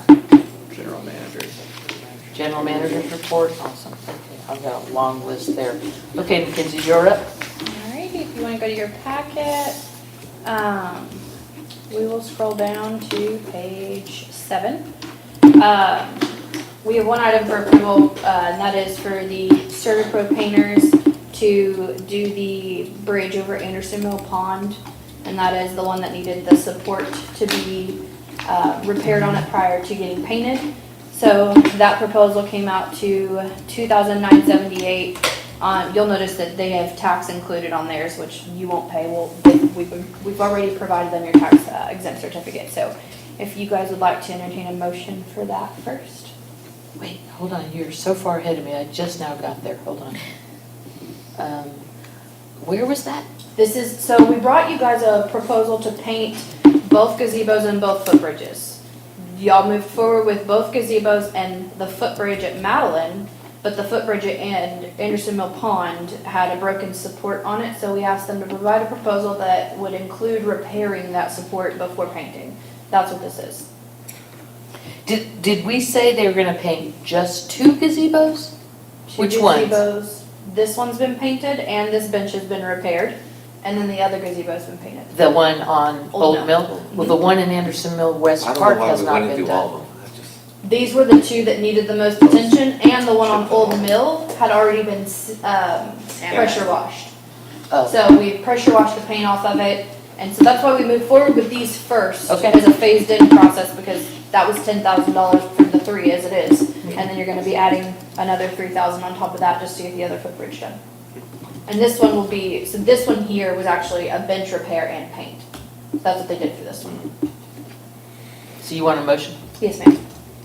So my only thing on this, it says, it's highlighted right there, this proposal does not include any repair of any rotten or damaged wood. Dang it, Jacob was on the line, I was gonna ask him. But Mackenzie, you were there when we walked it, and didn't it look to you that that wood has water damage, it's rotting, it looks like it gets wet there. So my concern is that that needs to be replaced. I don't think it's the wood that's the problem, to be very honest with you. I think it's that the bolts that have gone into it are eroded around in the wood. So if you'll notice, if you looked at that quote, it's just below the executive summary. The wood repairs, they specify that they're actually going to be rebracing it and adding new hardware. What does rebracing it mean? So they're gonna likely provide additional support underneath it, whether that be 45s or whatever it needs, to rebrace the support at the bottom, and then adding the new hardware that would be, as they say, better durability. Well, so, yeah, my concern is that wood, if you look at footbridge, I guess where the pictures are, middle row all the way to the right, you see the wood damage on that piece of wood that has the 2 screws. It's my opinion that there's a lot of water that sits in that, and it sits there and rots out that wood, and I believe that that piece of wood behind where those 2 bolts are,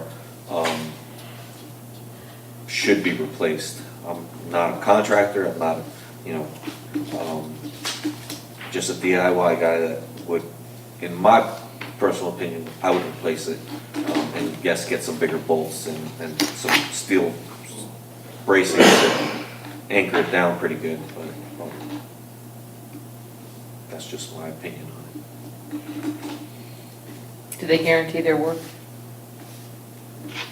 I'm reading the bottom portion.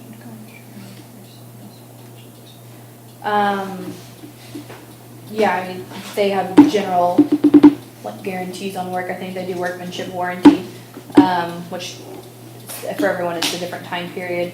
What we can do is you can approve it contingent upon the Parks Committee getting Jacob's opinion on it if you'd like. Or go look at it and then talk to the vendor about that one piece that you think needs to be repaired. Well, I think it's 2. I honestly Or 2. think it's the post that goes vertically, and then the 4x2, whatever it is there, behind it that needs to. Looking at the pictures that they have, rotted wood typically is flaking and crumbling off. I don't see that in any of them, including the upward support. You can see the old nail holes and the hardware that's currently there, and you can see where it's pulling away because the hardware is failing. But the only thing that I see that's rotted is the board that is the border of the DG leading up to it, which is not part of what they're repairing. Right, but why is that board rotted?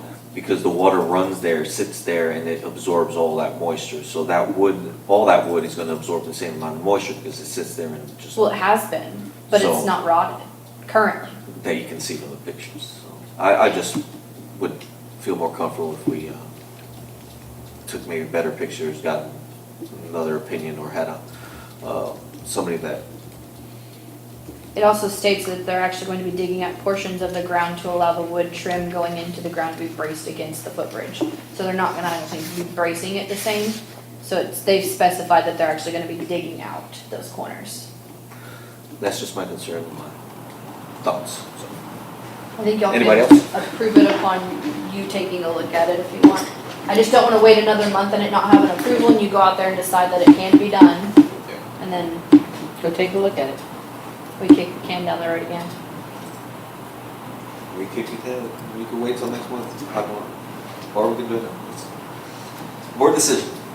Need a motion to I approve that? move we approve the proposal pending David's investigation and Jacob's opinion. For the amount of how much? When was Jacob looking to do that walkthrough? Because if he can come out and kind of look at that and get his opinion all in kind of the same trip, would kind of make more sense to me. I think it's like 2,900. He didn't mention it, he didn't say it. We would have To to fix amend the that? motion. It's 2,978. 2,978. That included Right. tax. No, it doesn't. The 3,000 is the one with Their tax. review, Mhm. yeah. So that was her motion. We cut Why that don't we down. approve it for less than 3,100? You don't need to. The amount will end up being the 2,978 because you won't pay tax, but so it's fine.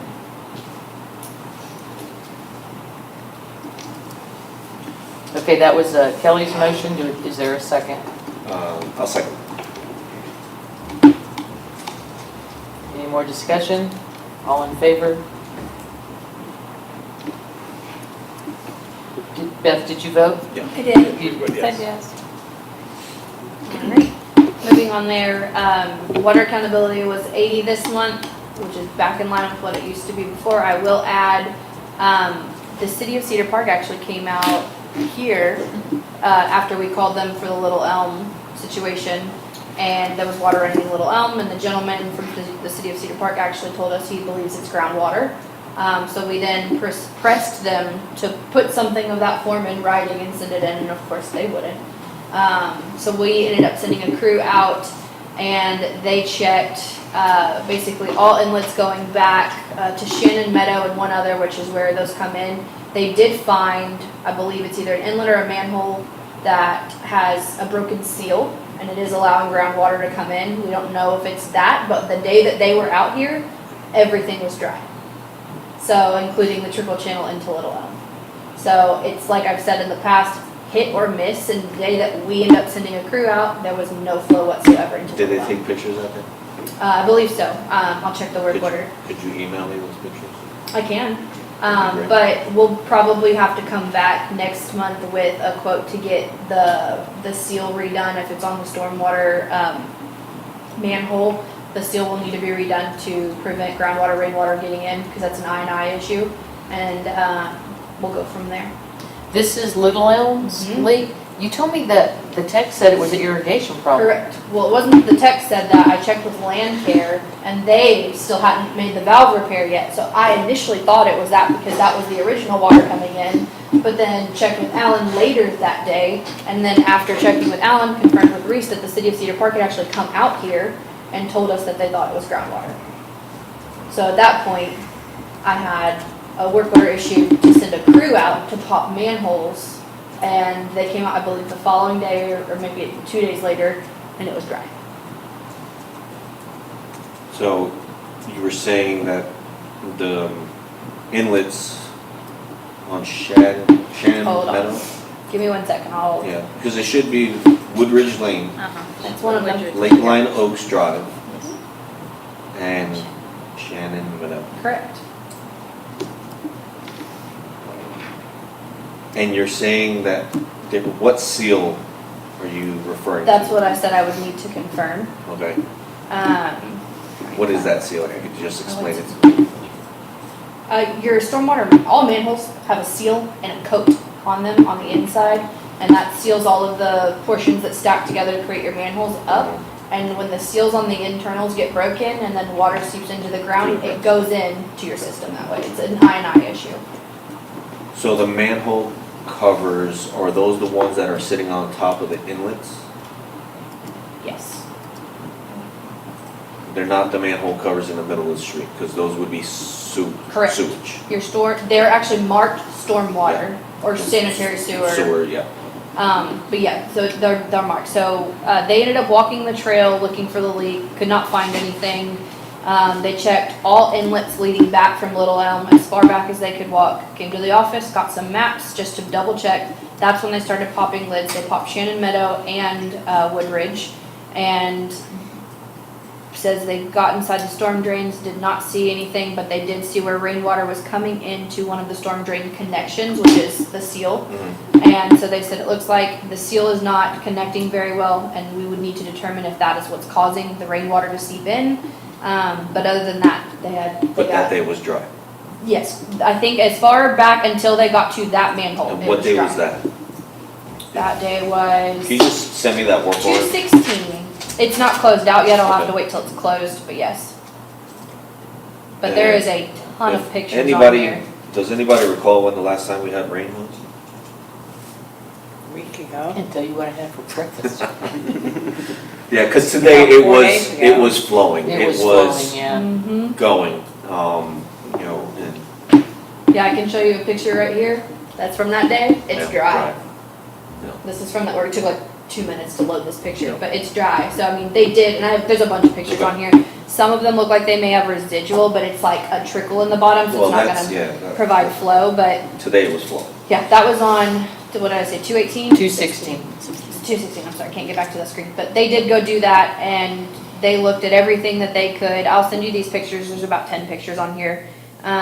There was water in the portion where they found the seal broken, and I think that was the only one, but it's a very, like, you can see it right here, small amount in that area. So, This is what I found today in that same, so there is water, there's water flowing. and that's exactly why when Cedar Park came in and immediately said groundwater, I said, Yeah. get that put in writing. Yeah. Because that it's not been proven, and then of course, what did he tell you? Oh, yeah, he said he wasn't gonna put it in writing because he's not the one that took any residuals and, yeah. Long story short, we have investigated it, and unfortunately, the day that they went out, it was mostly dry. So with that, you had 143 delinquent letters mailed for the month, you had 97 tags hung, 22 disconnects made. The mulch replenishment is scheduled for all parks in the district March 18th, pending any rain delays. They have noted that they anticipate rain between now and then, and they do anticipate some delay. They just can't tell you how much. We have submitted a deposit check request through the bookkeepers for that, because they do typically require 50% beforehand. But I believe even if you don't approve that, because I don't think it was in tonight's packet, I could be wrong, but they'll still move forward with it. They will end up coordinating with us a couple days ahead of time. They're likely going to dump some in the larger parks and then truckload it to the others. So don't be alarmed if you see a ton here, but Lakeline is done. They're going to be distributing it from the larger parks to have the big 18-wheelers come and dump loads. But they'll get it all cleaned up after, but Jessica did let me know that that's their plan. Badger meters. So for this one, Linda, I know I still owe you the purchase agreement. I did get the invoice, but I'm waiting on them to send over a purchase agreement. After much deliberation and back and forth with them, they've basically said that if you are willing to sign their service agreement, which they have no signed copy of, which we've talked about at many meetings now, they will reduce the charges that have been charged. You're getting charged right now, I believe it's $3 per endpoint that's in storage, and they'll reduce it down to the cost for all of the invoices you've received as if they were in the ground at $1, I think is what the cost is now. So they're willing to go back and reduce the invoices, but they won't completely reduce them, because regardless of if we activate it or not, they end up charging for them at 6 months. And this has happened in some other districts as well. This is not the first one. And those districts just decided to put them all on the ground and then call it quits. And then they were also given the same leniency of reducing the cost back from $3 to $1 on all of their invoices. So that's where we are right now with Badgers. Why did we buy endpoints before we had an agreement? Before you had an agreement? Because at the time, the agreement was supposedly in the works. I can't answer to that. I'm not the one that has to draft or. How many endpoints have been installed so far? Bless you. Excuse me. I think your 10 demos. That's it, right? Cole, do we have any, do we have to pay them? We don't have an agreement, we don't, if I didn't sign up for something, and I didn't sign a contract, what obligation do I have to pay? Yeah, that's a good question. Can you ask them to send over support? I've asked for the To go purchase for the- agreement because Yet nothing? the invoice, do what? Have they sent it? No, I just said I was waiting on that. That's what I said initially. I've asked for the purchase agreement. The invoice does not indicate upon purchase that they will activate and you will be charged at 6 months from what we can see. Okay. Yeah, if you could start sending me over everything you have Yeah. from them, and then I mean, their argument will be that you all through probably a board motion at some point ordered the endpoint. So even if there wasn't an agreement in place, you all did receive a product from them. So yeah, there's definitely somewhere the ball dropped at some point. But should this get elevated to a place you don't want it to go to, that will be their argument, is that the goods were delivered to you all after a official approval to purchase them, commitment to purchase them, and so then it would be kind of going from there. But without seeing, I mean, I would have to see what the purchase agreement says and any type of signed document. Exactly, and I'd like to see the purchase order as well, so that'll take me back to the meeting that I Yeah. can look for. And here's the thing, we need them ultimately anyways, that's not an issue with me, but if they're not going to be installed through our meter replacement program, then we may need to send them back. They will not accept them back. You Yeah, can't they send probably it back. Then our meter replacement program needs to get them installed like lickety-split. And if you think I'm misinterpreting the contract, just say that out loud. I'm and not then- saying you're misinterpreting the contract. Then I I'm saying will, that there was a budgeted amount approved, and I actually got approval from you all at a board meeting to move forward with it right prior to the Hatch lift station catastrophe. And in the midst of that, I was asked to not move forward with having the crew come out to install all of them within a week's time. I think you're misunderstanding. I don't want the district to pay an additional $25,000 It was 10. it was 25. That was for the meters, it was 10 that I asked you Okay. to approve. I don't want them to pay additional money to install the endpoints when it is part of the meter replacement program, which is part of our base fee. That's covered in our base fee. Why, I don't want to pay additional, I want to get the services that the base fee covers. We can't, manpower wise, and this is why that budget amount was approved in your budget and approved in the board meeting at the time. We didn't have the manpower to go install 600 within a week's time. Well, you don't have to do 600 in a week, but if you do, and I'll have to do the math, if you did 5 a day or 10 a week, or at some point, if you start installing them, you will get them all installed, and then it makes sense that we're paying for something in our base fee that's actually happening, and then of course we're going to pay for the service as well. That is how the meter replacement program was explained. That is how it's supposed to work. It's not supposed to be buy a whole lot of things, stick them on the shelf, and then we pay $25,000 to have electronic meters installed, part of the meter replacement program. 10,000. No, 25 for the 25 meters. for the And meter now she's saying install. 10,000 for the endpoint. 2-week period. That's $35,000 on top of a base fee of $56,805.75 a When I was month. asked to not move forward with having Houston come out, I did not move forward at all, because again. We have a full-time tech, it's in his responsibilities to be doing that. Do you remember when that was, Mackenzie, what month?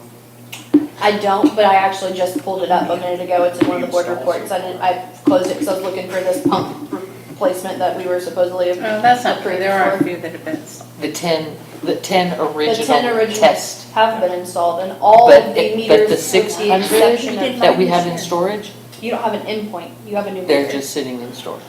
So we're paying to store them, not to You don't have an install. endpoint though. We didn't install Is there any any way endpoints. that we can agree on a plan on how to go by so that we can get those moving?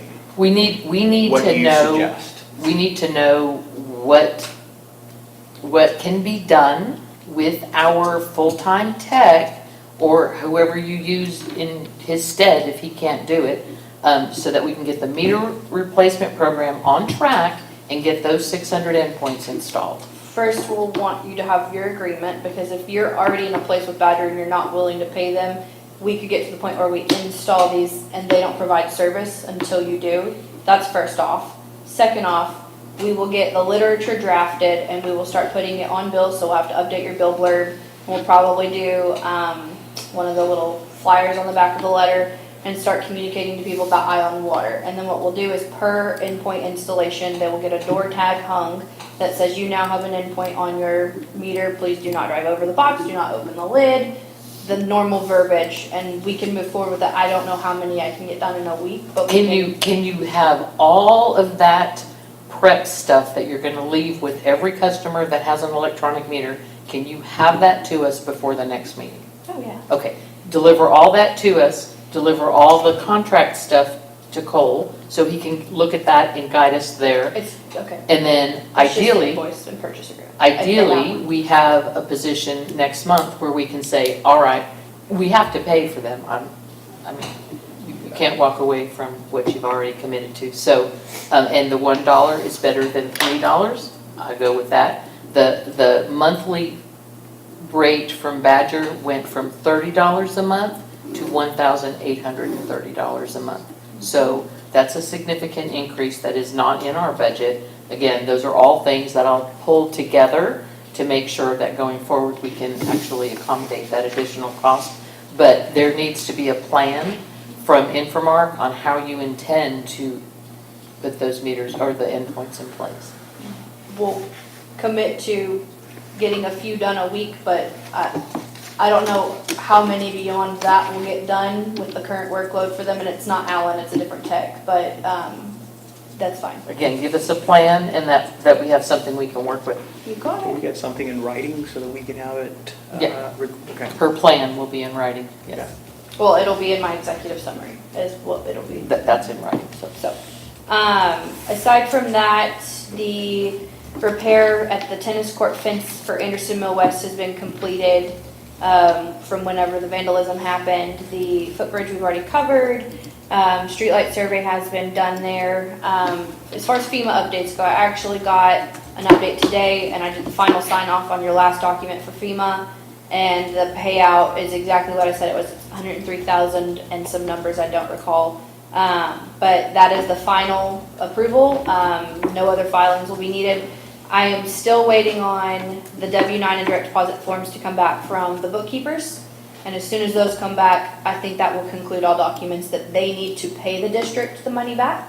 And then we should be good from there. I don't know how soon the payouts will happen. As far as I've been told, they've actually been happening pretty fast after you submit all your payment documentation for how to pay you.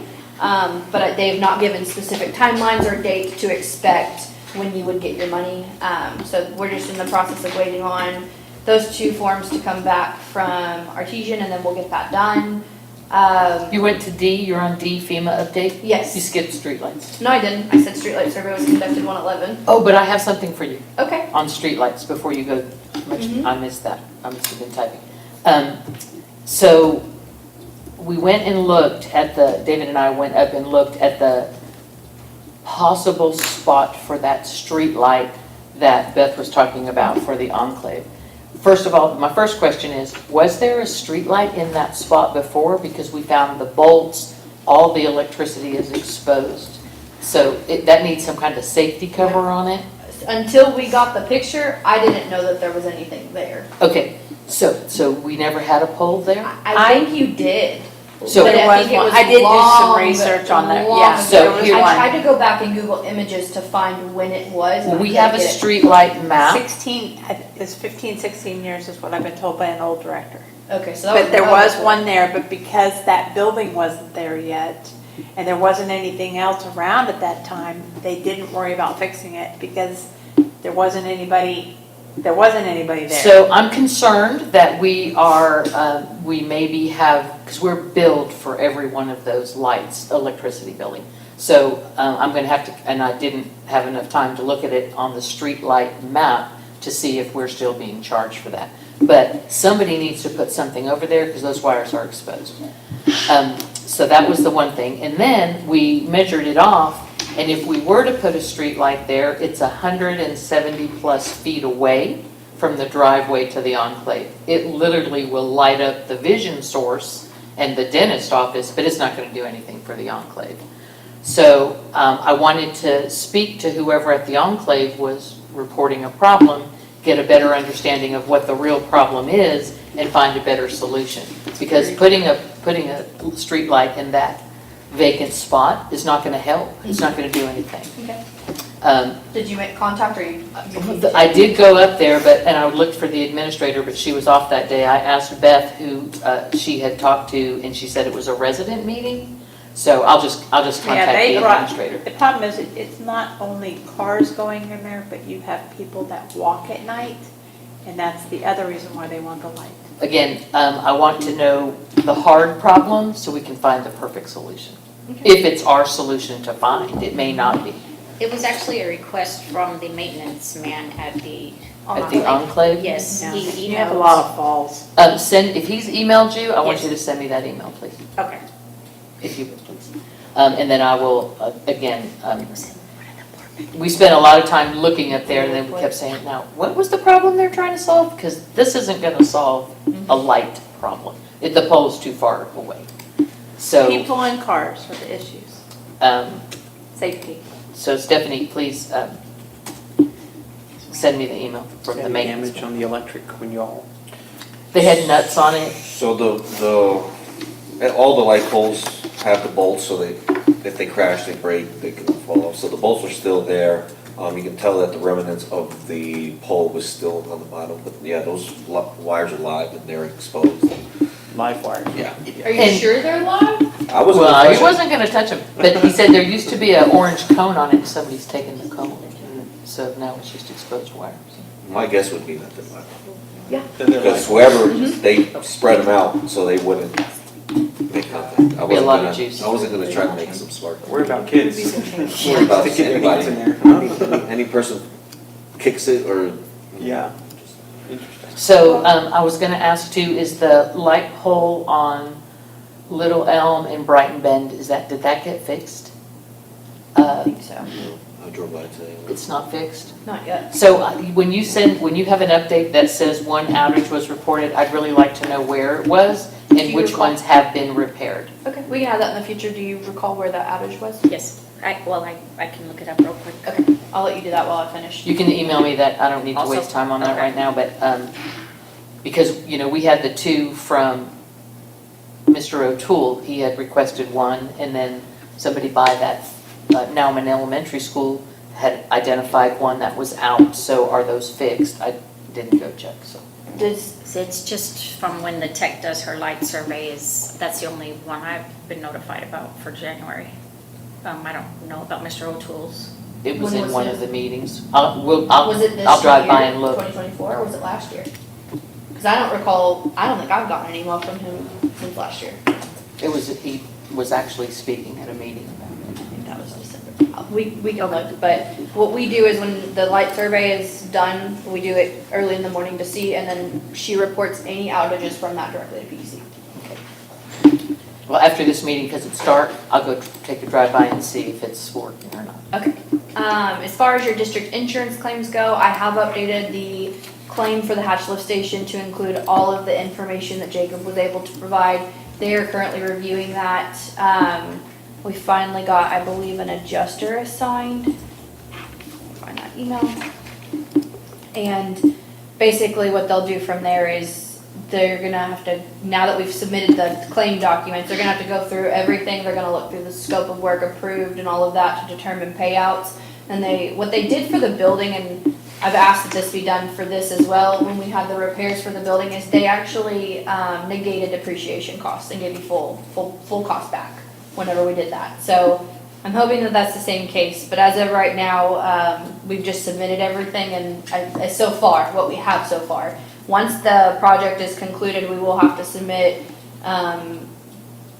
invoices and all of that are received and pay applications and things like that. So there is more to come and it'll be continued to be expounded upon.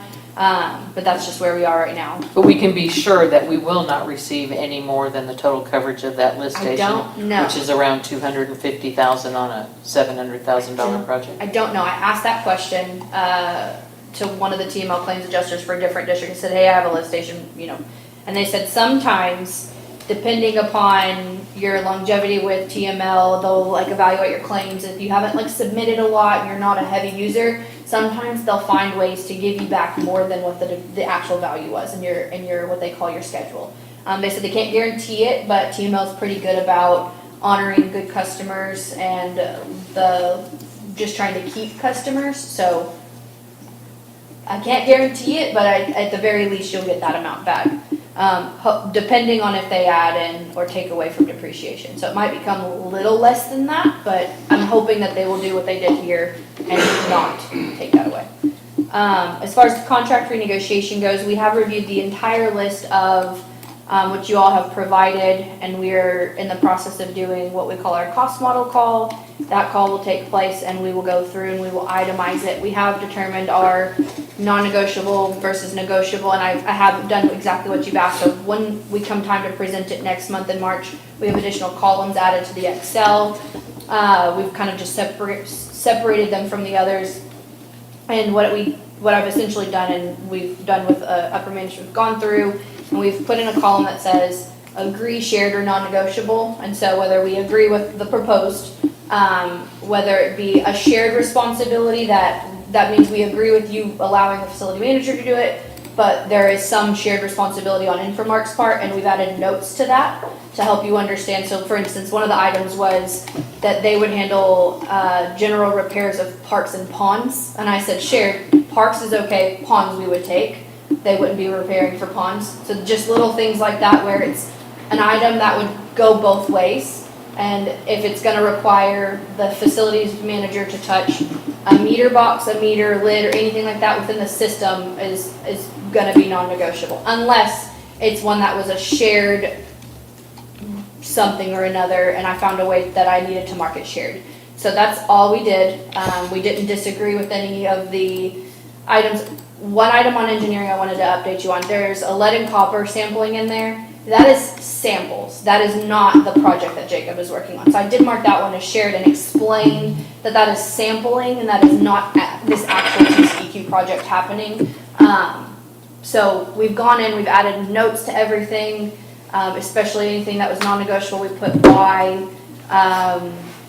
There was some random things like signage at facilities. You have facility manager. Well, we have to make sure lift station signage is accurate per state law. So I shared for that. So things like that where we found it to where it would be either or. And then we've added the final two columns are if it will be considered base fee or if it will be considered billable. Perfect. And just to update y'all, not to sticker shock you, but the base fee items that y'all had marked to continue on, the majority of as far as meter reading and stuff goes, that will stay, but any sort of customer service call outs like checking leaks, that's all going to be billable moving forward because you don't have a dedicated person here anymore. We won't have somebody in the vicinity all the time like you do now. So all of those items will move over to what we call an undedicated tech. We will likely have someone in the area, but those will be call outs instead of base fee items. So that's the only real big adjustment you'll notice is that there's a good portion of what you had base fee for before because you have a dedicated person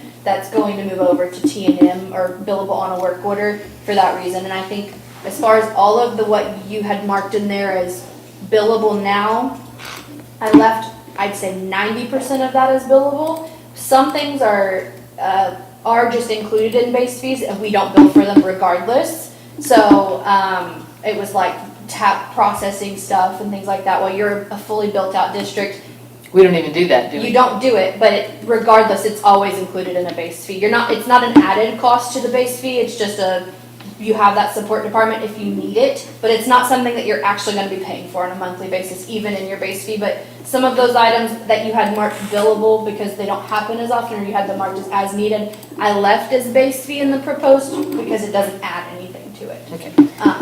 I'm gonna ask that you be sure to give that in, put that in your packet for the next board meeting. It will be. But it needs to come 5 days in advance of a meeting because everybody on this table works except me. And if they're gonna have a chance to even look at it, they're gonna need the weekend. So, Well, and I make an that's assumption y'all completed are off on the now, weekend. so I will probably drop that in there once we finish the cost Okay. model. That might change, I might get differing opinions from the heads of ops. So until that is done, which is like our finalized agreement of what we want in the contract and what we will and won't agree with or whatever, and then what we'll do from there is legal will begin drafting the amended and reinstated agreement. It will be a completely new agreement. Their lead time is a minimum of 2 weeks. So we're hoping by the time the cost model call finishes next week, they will be able to have something before your meeting. We're trying to push for a minimum of 5 days ahead, but we will get that spreadsheet out there first, which will be your true tell of what's gonna be listed in the contract anyways, and then the contract has to be drafted based off of that. So Understood. we might, and I already spoke to our attorney, he said, I will do my best. There might be a slight delay. He said, I might get the contract finalized closer to the meeting. He said, but as long as we have the spreadsheet, we can provide that. So we're good there. All right. Could I pause and Yeah. interrupt? I want to go back one to the exposed live electrical wires that we have on the street. Is the only solution there to install a new street light? No. We're gonna have You an can cover it. electrician go cap it, you and can we'll go- also have them check to see if it's even hot. They'll check it with a meter. So that is on deck. It's written down on the list. Sorry, couldn't it's think of okay. anything else. We did also, Kelly, you had asked us to provide the panel quote from Dustin. We've added that back into this month's packet. If you go into the general manager's folder, it was it's the one 2024-0102. And that is to do the whole panel, which I believe is the exact same thing that was there before. The little bulb out situation. Oh, in Valente Hills Yes, Park? ma'am. So that is on there. It does have a 2 to 3 week lead time, but this quote doesn't expire until June. So if you didn't want to take it up and consider it tonight and you wanted to look at other options, you could. But Where is that quote?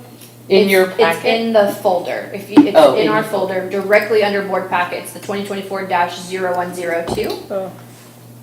Hold on. It was in last month's packet as well. Was It was last month? Yeah, it was just put in the Google Drive. So it's just a re-over of this one for the Parks Committee to recommend. You will end up approving, if you choose to, the cost minus the tax. Oh, I see, right.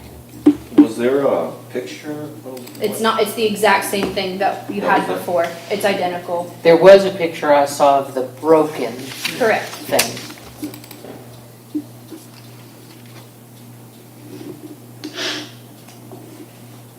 Do you need a You would need motion to on approve that? it. Yes, ma'am. Where are we, I mean, this can go in actually either the list of the priority 1 and 2 items from the parks. I don't think it's an item now because it's the threat has been removed with the old one coming off. Right, I know it's safe, I mean, Yeah. it's safe right now, but as far as the list that I had asked you to compile. I'm in the middle of it, but I have not made it that much through. I've prioritized the contract renegotiation over that, and it's taken a lot of my time. Let Stephanie do that. The prioritization of everything? All she's gotta do is read that report and then she can pull out 1s and 2s. It's on my list to ask you too, where's that list? Yeah, I did not have time to get to it this month.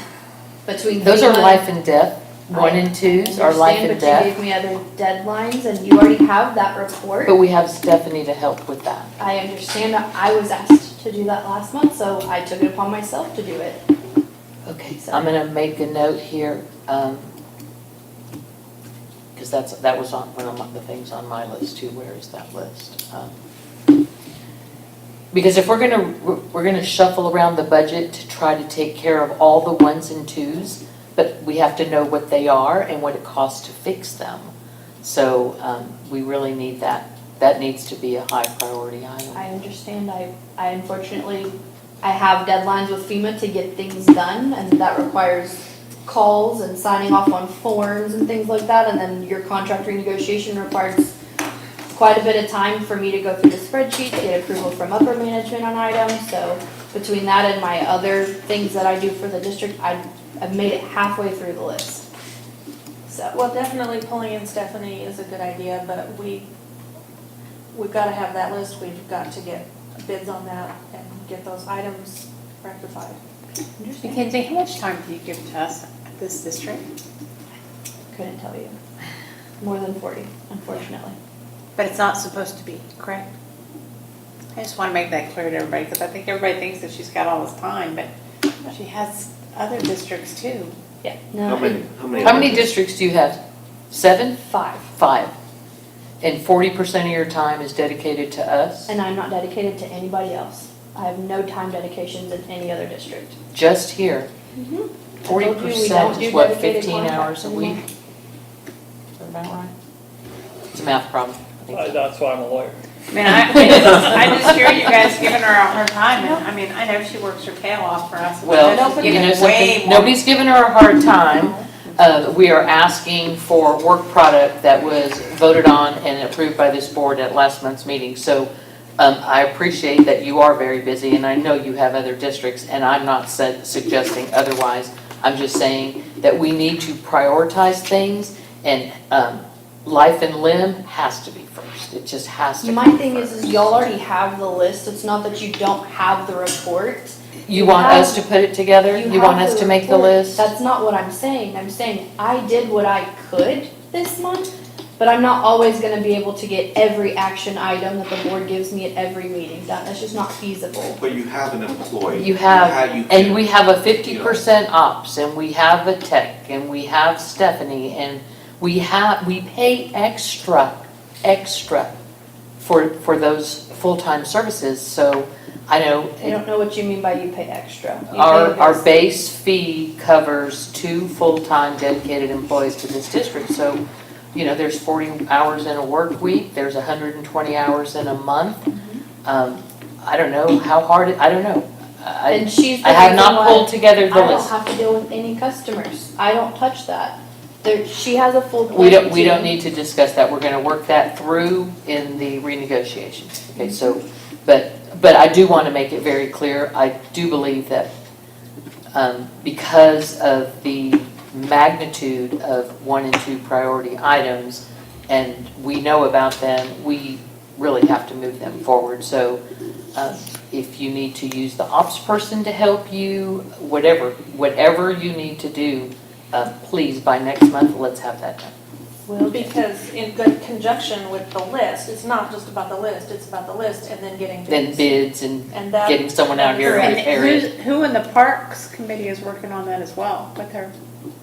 Well, the Parks Committee actually is the whole impetus of safety in the parks. That's why they make sure they get inspected on a quarterly basis. They provide that information to our operator, and our operator is obligated now to make those things happen for us.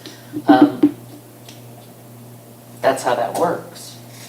Are you suggesting that the Parks Committee, in addition to writing rules and policies and everything else, they take that on too? I Is that know your in the suggestion? past that we have typed up tons of different stuff that needed to be done. Yeah, So, I well, mean, that was the past.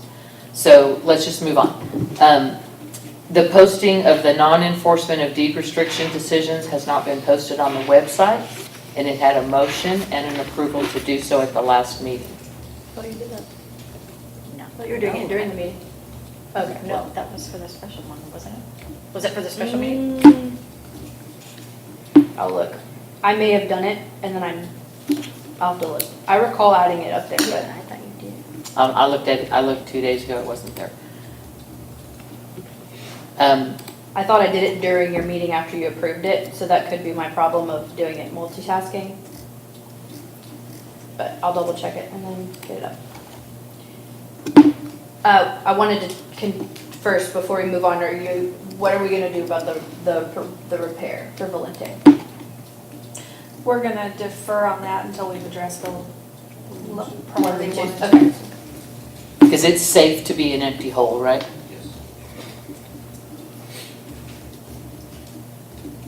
Okay, with that, Kelly had asked us to bring this back, and I gotten back with Paul to get updated pricing because we did not have updated pricing for the hazardous waste program for your at your door household. That's also included in the packet. So if y'all will click on the one that's labeled at your door household, has a waste program. This was provided by Waste Management. I believe the cost comes down to $1.40 per home, if I recall. I'll have to go back and double check.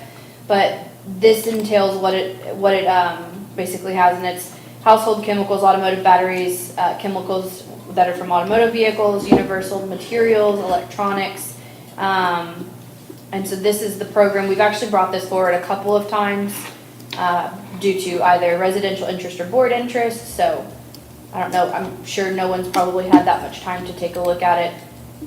I did actually. I have some questions for you. Okay.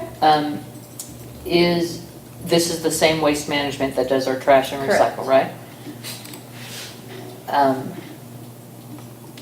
Do they have a mechanism where they're tracking the number of people that are actually putting material out to be picked up? I believe so because it's a per resident charge, but I'd have to ask. I think that it's a sign-up basis. Here's my thought. I think if we did it for a year, it would really be important to know how many people took advantage of that service.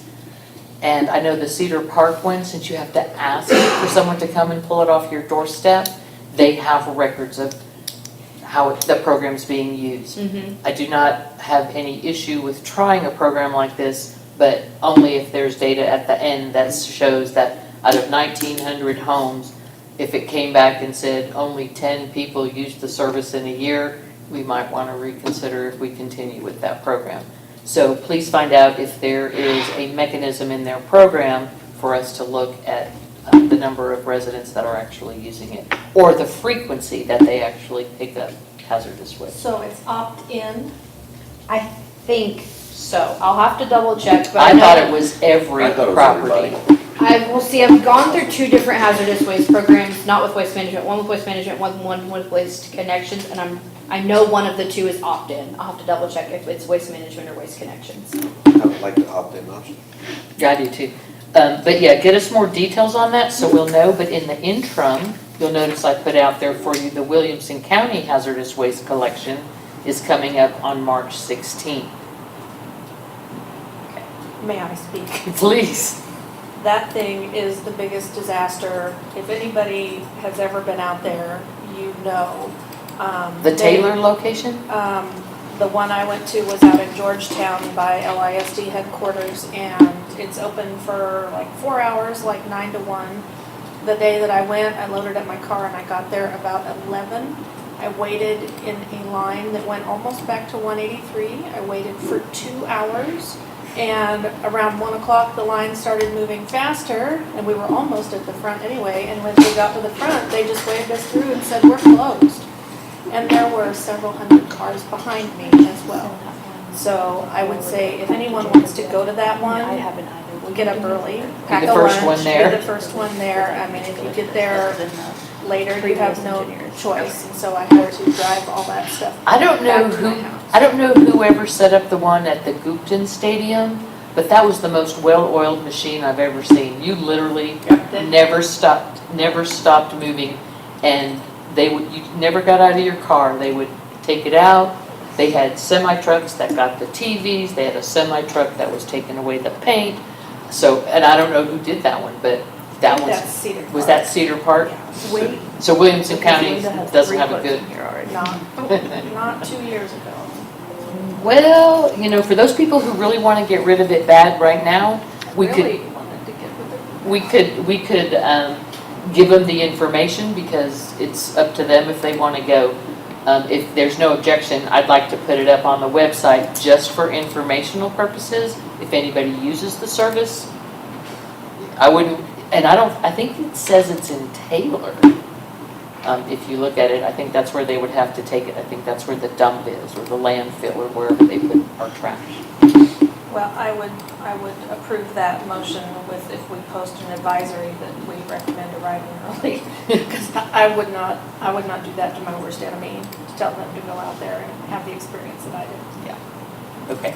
Then if there's no objections, I'll work with Mackenzie and Stephanie on a message to put out on the Rolly sign and also on the MUD's website so that people will know if you have a garage overflowing with this stuff and you need to get it off your hands, here is an immediate option. And then next month, Mackenzie can bring us the information, the details about the door service. You ladies get all that? All right, so Rolly sign and website posting of the Williamson County effort with a loving reminder to pack a lunch Wake up early. and go early. I don't have anything, or I'd take a drive out there just to see how it I'll works. give you some stuff. I know people who live in Cedar Park, so I have the fortunate Connections. option of having them dispose of it. That's all I have, but I know you have your wall repair in here as well. I do. I have a wall repair in there.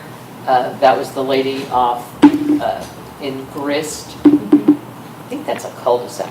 But her It is, back, because she's a corner house, her backyard, or, she's on that she's strip. on like the very far, like, middlest of the cul-de-sac. There's only 3 She's houses that have wall on the Anderson Mill Road. She's the very last one.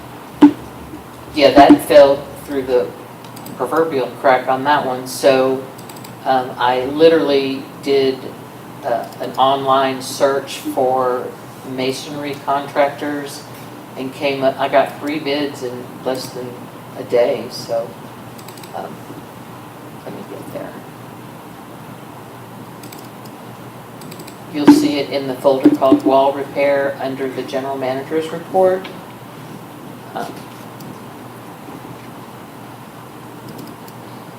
The proposal that looks most reasonable to me was from Jack Stone Masonry. And the reason, not only was he the lowest bidder, but he also is the only one who mentioned using structural material to hold those stones in place, ladder and ties. Everybody else just spit out a price. So unless have you made any movement forward on fixing that fence? No, and I did not, because of the last CMU wall repair we had and the issue with the construction company and how that was done. I wanted it to be reviewed by either Herb or someone, which is why we initially sent it to Herb, because I wasn't comfortable just You having. mean Jacob? Well, initially it was sent to Herb. It was immediately sent to Herb upon the first email she gave us. That was 7 months ago. So here's the thing. That's just a minor repair. It's not even from the ground up. It's above the structure of that wall. The reason we didn't immediately move forward with it though is, if you look at the pictures, the stones are not the same color as the district wall is. So when the tech went out and took pictures of the stones on the ground, you can see them against the wall. They look extremely white, as if they are not from the wall. So we were hesitant to immediately move forward with the repair of something that we didn't necessarily right off the bat believe was the district's to repair, or even if it was part of the district's CMU wall.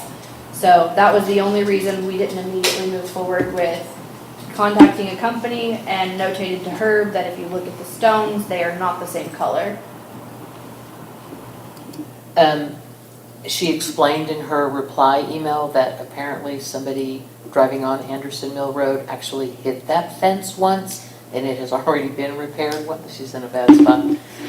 And so they've already repaired that wall once, and when the repair was done, probably by Fazone, the rocks don't match exactly perfectly. But I understand you have the stones for that hole. Not all of them. She said some of them were in her backyard. Right. And we only have the ones, do we even still have them or did we dispose of them by now? They were, last I saw, were in Robert's truck.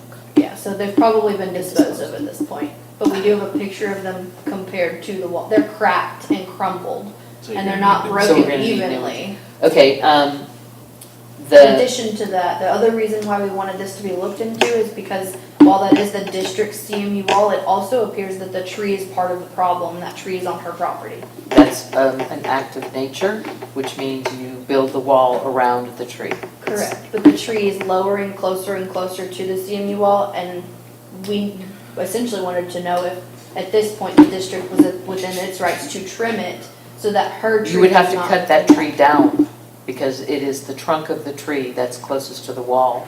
If you look up down El Salito, you'll see they build around the trees. They leave a hole for them. Her explanation, and you'll read in her email, was that when the trees were being trimmed last year, when Williamson County came after the storm, that was our FEMA gift, was they trimmed all the trees over the sidewalk and over the roadways. She says the tree trimmers knocked some of her stones down on the top of the wall. And just on her pictures, I count about 16, at the most 16 rocks or stones. Yeah, we are the only ones who have CMU wall on Anderson Mill in that area, so that is absolutely our wall. It can't be anybody else's, because next to her property is the storage facility, which we don't own, so we really need to get it fixed. And we have an estimate for $850 from that Jack's Masonry place, but if we do a not to exceed of 1,000, and see, the emails said you guys had the stones. We The did, emails we back did and at forth. that time. When she was So you- initially emailed by Reese the day after or day of, So we did have you didn't them. fix the problem and you tossed the stones. We did not fix the problem, we sent it to who we felt was the appropriate party to investigate it. We sent it to Herb and asked Herb to take a look, because the stones did not match, and we did not know if the tree on her side was what was impacting the district wall. And given the way that the last repair of the district wall went with Fazone Construction is who I would have reached out to, Oh, please don't. exactly why I sent it to her. So, I'll make a suggestion. I think what you could do is if you all authorize, if you want Jacob to look at it, his point of view would be, is the tree affecting the wall? What you could do is you could send a letter or a response back to the resident and state, the board is willing to repair the wall, the stones might not match, however we want you to sign a release because our engineer or our tech team believes that your tree is encroaching upon the wall, and your tree might cause future damage, so sign a release, we'll put this in right now, but if anything else happens because of your tree, we're not responsible for it, you'll be responsible for it. Because otherwise, if it truly is the tree, then every time you fix it, it'll happen again, or you'll have to start tear down a big segment of the wall to build around it, which is exactly what we do up and down El Salito and up and down Hatch. Okay, if that's That's what was originally done for those locations, that's That not is what has exactly been how originally those done walls for were this built. one. And when they So they'd have to be have failures, redone. that's how they're repaired as well. You give space to the tree. yeah, I'm just imagining a straight wall, so I didn't know that. Okay, This one is straight. okay. Board decision. Those are my 2 cents. Love it. It's an On our infrequent side, thing, and She said again, there was some on hers too. the photographs do not indicate to me that her tree is even near the wall. And I drove by today, kind of hard to see because you're going pretty fast down Anderson Mill, but the hole looks actually smaller from Anderson Mill than it does in her photos. So we could do a not to exceed amount of maybe $1,200 to allow him money to buy replacement stones. His estimate is $850 with everything, but I was under the impression that you guys had saved the stones, because that's what the email says. From July. From July. Yep. So, is that a motion? That is not a motion yet. Yes, I will make a motion. I move that we hire Jack Stone Masonry with a not-to-exceed amount of $1,200 to buy replacement stones and repair that wall on Anderson Mill Road. Go ahead and second that. Have we seen this guy's work? And do we have pictures of what he's done, or? It's in the board packet. And he has a 2-year warranty on his work, so. This doesn't have to go into your motion, but if McKinsey reaches out to Jackstone, have him redo the invoice to that not to exceed 1,200 and take your name off of it and add the district's name onto the proposal. So have we made clear that the tree's not the situation where it's hitting the wall at some point in time? So it is not the tree. Are we for sure? Is that the case? There's no indication to me by the photos or by a drive-by that it's the tree. It's a tree, okay. I mean, But- Jacob is gonna be taking his walk out there. That's true, he could, We we could ask him to at it. look. We could certainly ask him to look, he's gonna walk right by Can we that make that wall. motion contingent to his review first? Sure. Because if that's the case, then we would like to get a letter out kind of releasing, we're not doing this again if it's the tree, or, yeah, I don't know. We can do that. Have him look. I'll touch base with him tomorrow to see when he's planning to go, so he doesn't have to take that long. And also in that same motion, we need the bookkeeper to release a deposit of $400 for this guy to get started, to buy the materials. I was still.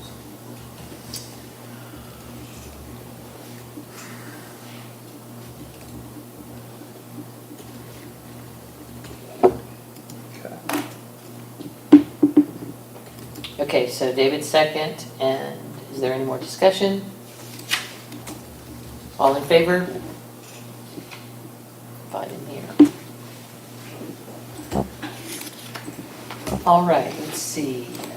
You're gonna get me the invoice for the endpoints, right? Have you gathered us any proposals yet for the audio-visual system in this room? I've checked back with Touchstone, and they are still working on it. They were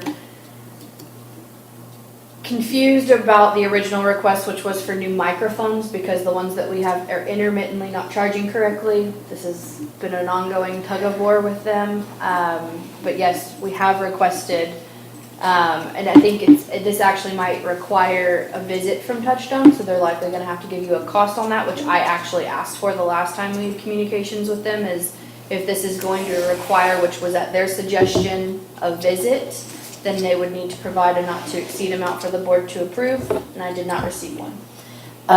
I wasn't really looking for the Touchstone solution. You had mentioned that other districts that you support have audio-visual systems. But you had also mentioned that you wanted that up and working, and that you wanted to be able to utilize that. So that's what I focused on, was getting what you currently Well, have. we absolutely have to Working. have a fix to the recording equipment so that when we pause it to go into executive session, that it actually stops.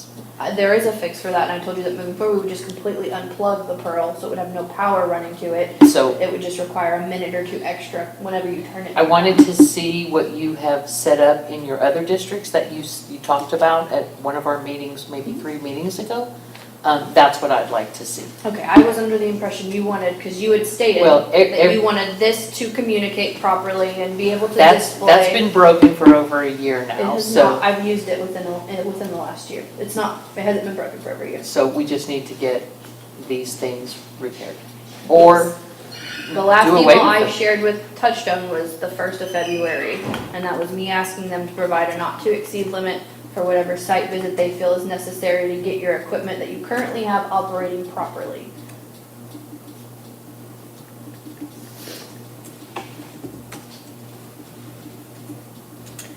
And one of the last things I have for you, Mackenzie, is with the audit report.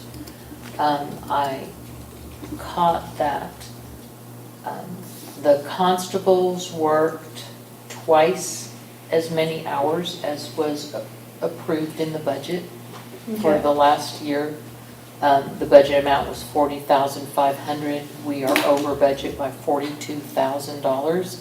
that contract needs to be managed where Are you sure that's not for the roving patrol portion? um, Because I think that they lump them oh, they could together. have put them together. Yes, ma'am. They bump it all together because Okay, they're well- all constables. Figure out how many hours, now that their rate has increased, how many hours they can work to be in that $40,500 budget. And then we're gonna have to relook at the hours that they patrol to stay within that budget amount and get them in the district for the hours that we actually can use their services. Can we talk about that a little bit? Absolutely. Go ahead. So I have a deal that I get every day, and we have almost doubled since December on burglaries. I don't know why I can't say that word, and assaults. So I just think that we need to be really careful on if we're gonna, go back on his hours, because I can tell you that Are those- last year we didn't have any. Are those burglaries and assaults happening between 6 a.m. and 9 a.m. in the morning? Because that's the only time they're here. Do you have the hours of those? I probably can find out when they are, but they're all in our district. What? What's the time I'll Yeah. Yeah, but I mean, we Why didn't don't you have share any that last report year, with the and now we board? do. And maybe we can get Williamson County to send their sheriffs through here more often. That was suggested by Cedar Park when we met with them as well, that we do have access to those patrols. So maybe we can look at that. If you have information, factual information about activity in this MUD district, then please share that with the whole board, and we can, when we have the problem identified, we can find solutions for it. It would have nothing to do with the constables, though, I'm fairly certain. I don't think that we're doing the roaming as much as we were, so. Okay, so that's every, oh. And I did see that the fire hydrant claim was paid. That money was actually deposited this past month. Thank you, Tammy. Tammy, thank you. That was really fast. I would appreciate that. And adopt the amended rate order. That's,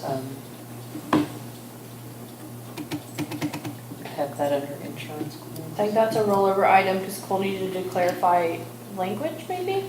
I know you emailed me today, but I did not get to look at it yet. That's okay. It's, we can delay it, or, I'm sorry, defer it till next month. No, we really need to get that up there because it impacts the deposit amounts for, So the only thing that we revised in the rate order, which looks like it's not, oh yeah, here it is. It's in there. It's just in the main folder. Is the charge. the chargeback. The charge for water for the district, instead of having a dollar amount, so you changed every time Cedar Park changes, we have it to be billed at current City of Cedar Park water rate plus 10%. That's all you changed? That's all we changed for, that was all we were requested to change last month. Well, no, your changes had already been added last month, and then that language came up because we got the rate increase between those two meetings. Okay, so the original one with the Yeah. changes, that never got published. That's not on the website.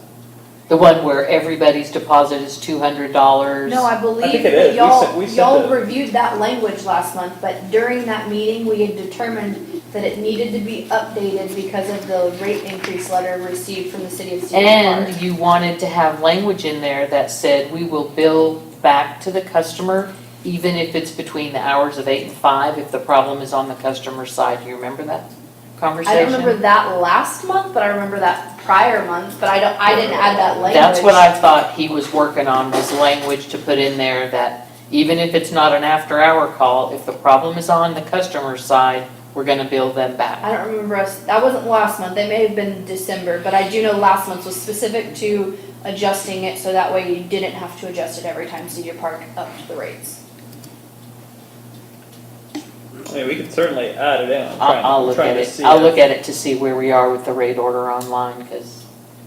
Yeah, because I do remember having that discussion and changing the rate, at least for the deposit amounts. Because we sent a rate order to be published a month or two ago. Mm-hmm.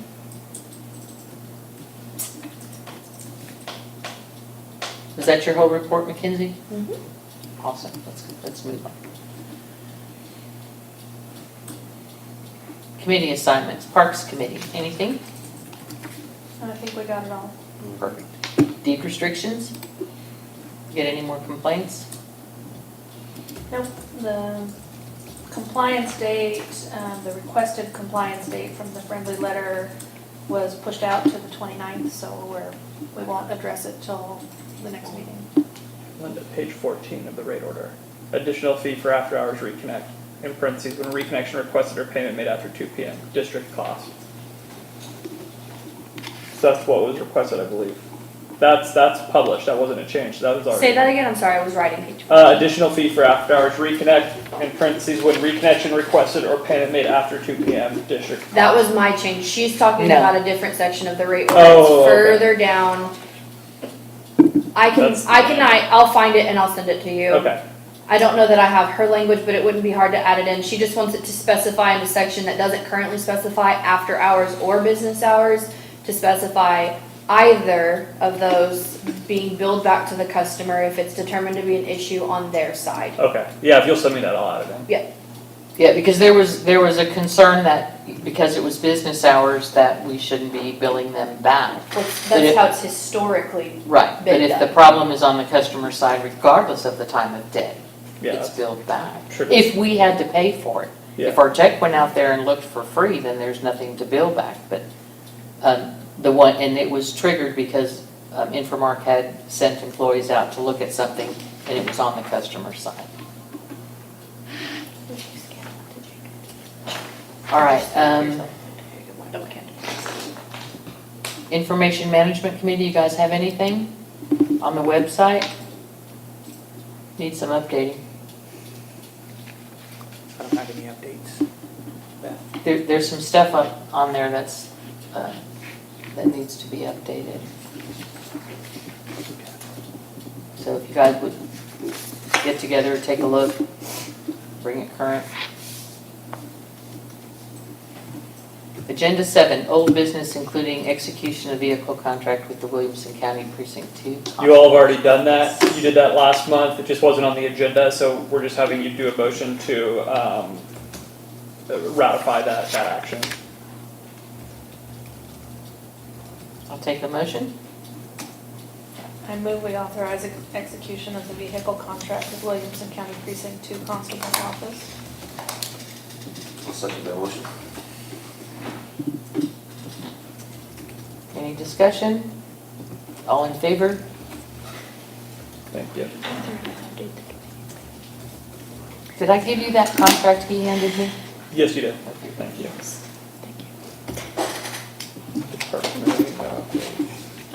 We did agenda item 8, that was the audit report. We discussed hazardous waste, now we're on the agenda 9, attorney's report. Cole, it's all you. All right, I will be much briefer. Item A, eminent domain reporting, that has been done. We didn't upload it to the Google Drive. I'll take responsibility for that, but we'll send you the email of the confirmation page so you have it for district records. I will put it in this month's meeting packet anyways. But that's been done. For those of you that don't know, that's kind of what we call housekeeping. You have to do it annually, no matter what. It's a report that basically states whether or not as a MUD, you all have eminent domain authority. This report states whether or not you utilized it. You did not, so that's what we said. And then we discussed item B earlier with the proposed annexation of Anderson Mill Road.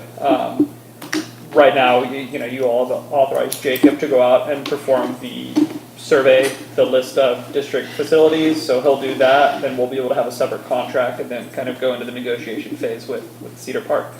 And that's all that I have for you, unless you have any questions or discussion topics for me. I was going to ask you if, and I'm not sure if it's Gabby or Tammy, which one of them is updating that open records spreadsheet? Tammy. Tammy's doing that, okay. And Tammy and I are working, I think in the folder, she did upload it today.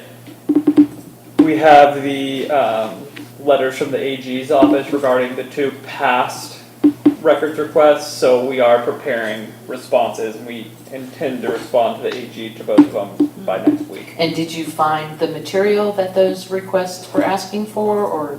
I haven't You haven't even gone- gone through to look. Okay. And frankly, I'll ask Tammy to go through and look to see if we can find it. But we can contact, one of them is they both might be Miss Teal.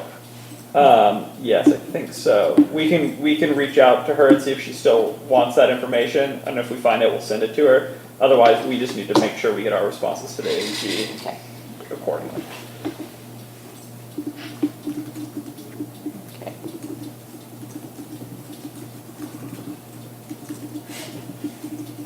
I did look to see how much money we have spent so far this year in open records requests, because in the past it was like $100,000 a year, $717. That's all. That's what happens when you're transparent and you give the information they ask for. It doesn't cost anything. It's almost free. And when you don't have an attorney doing it. Exactly. So I do appreciate that you guys just respond to those and give them the information. It's public. I'll give credit to our IT department for doing a great, IT department, if you all can hear, for doing a good job at uploading everything to our system, and then Tammy's done a great job, and Gabby as well, Renee previously going through and organizing everything, so they've done a great job. It's getting easier to find the information. So, now we're on agenda item 10, convene an executive session. I am going to ask for 10 minutes to cover one thing about our contract negotiation, if we could. And Mackenzie and Stephanie, as much as we enjoy your company, There you go. it wouldn't work Yes. for you to be sitting here while we're doing this.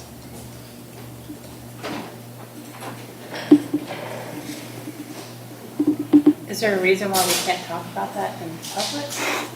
We just do Two two separate motions. So the first one is Linda to work, a motion for Linda to work with Jacob, engineering, To finalize. finalize the RFP, right? Mhm. I'll make that one, and then whoever will make the other one. And that's just to ask Todd to adjust the bill, the cost of living increase, authorize me to work with him. Oh, that was the second one. Yeah. So are we ready, or should we wait? Hold on, he's checking.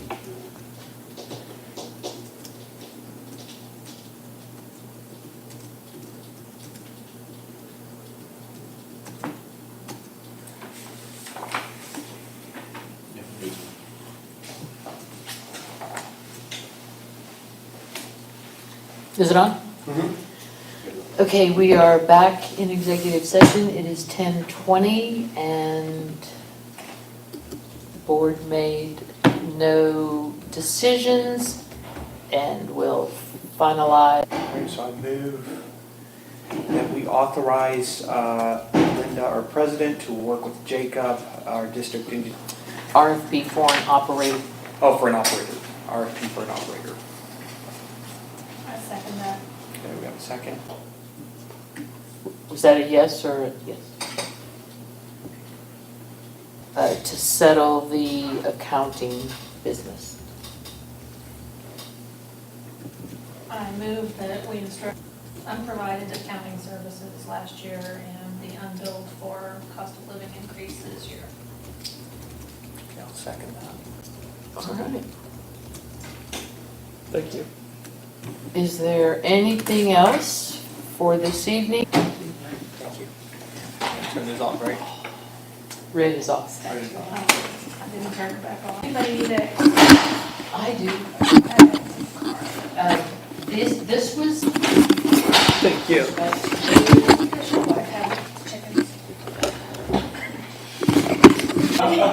Does she have chickens? I'm not gonna answer that question. I don't even want to.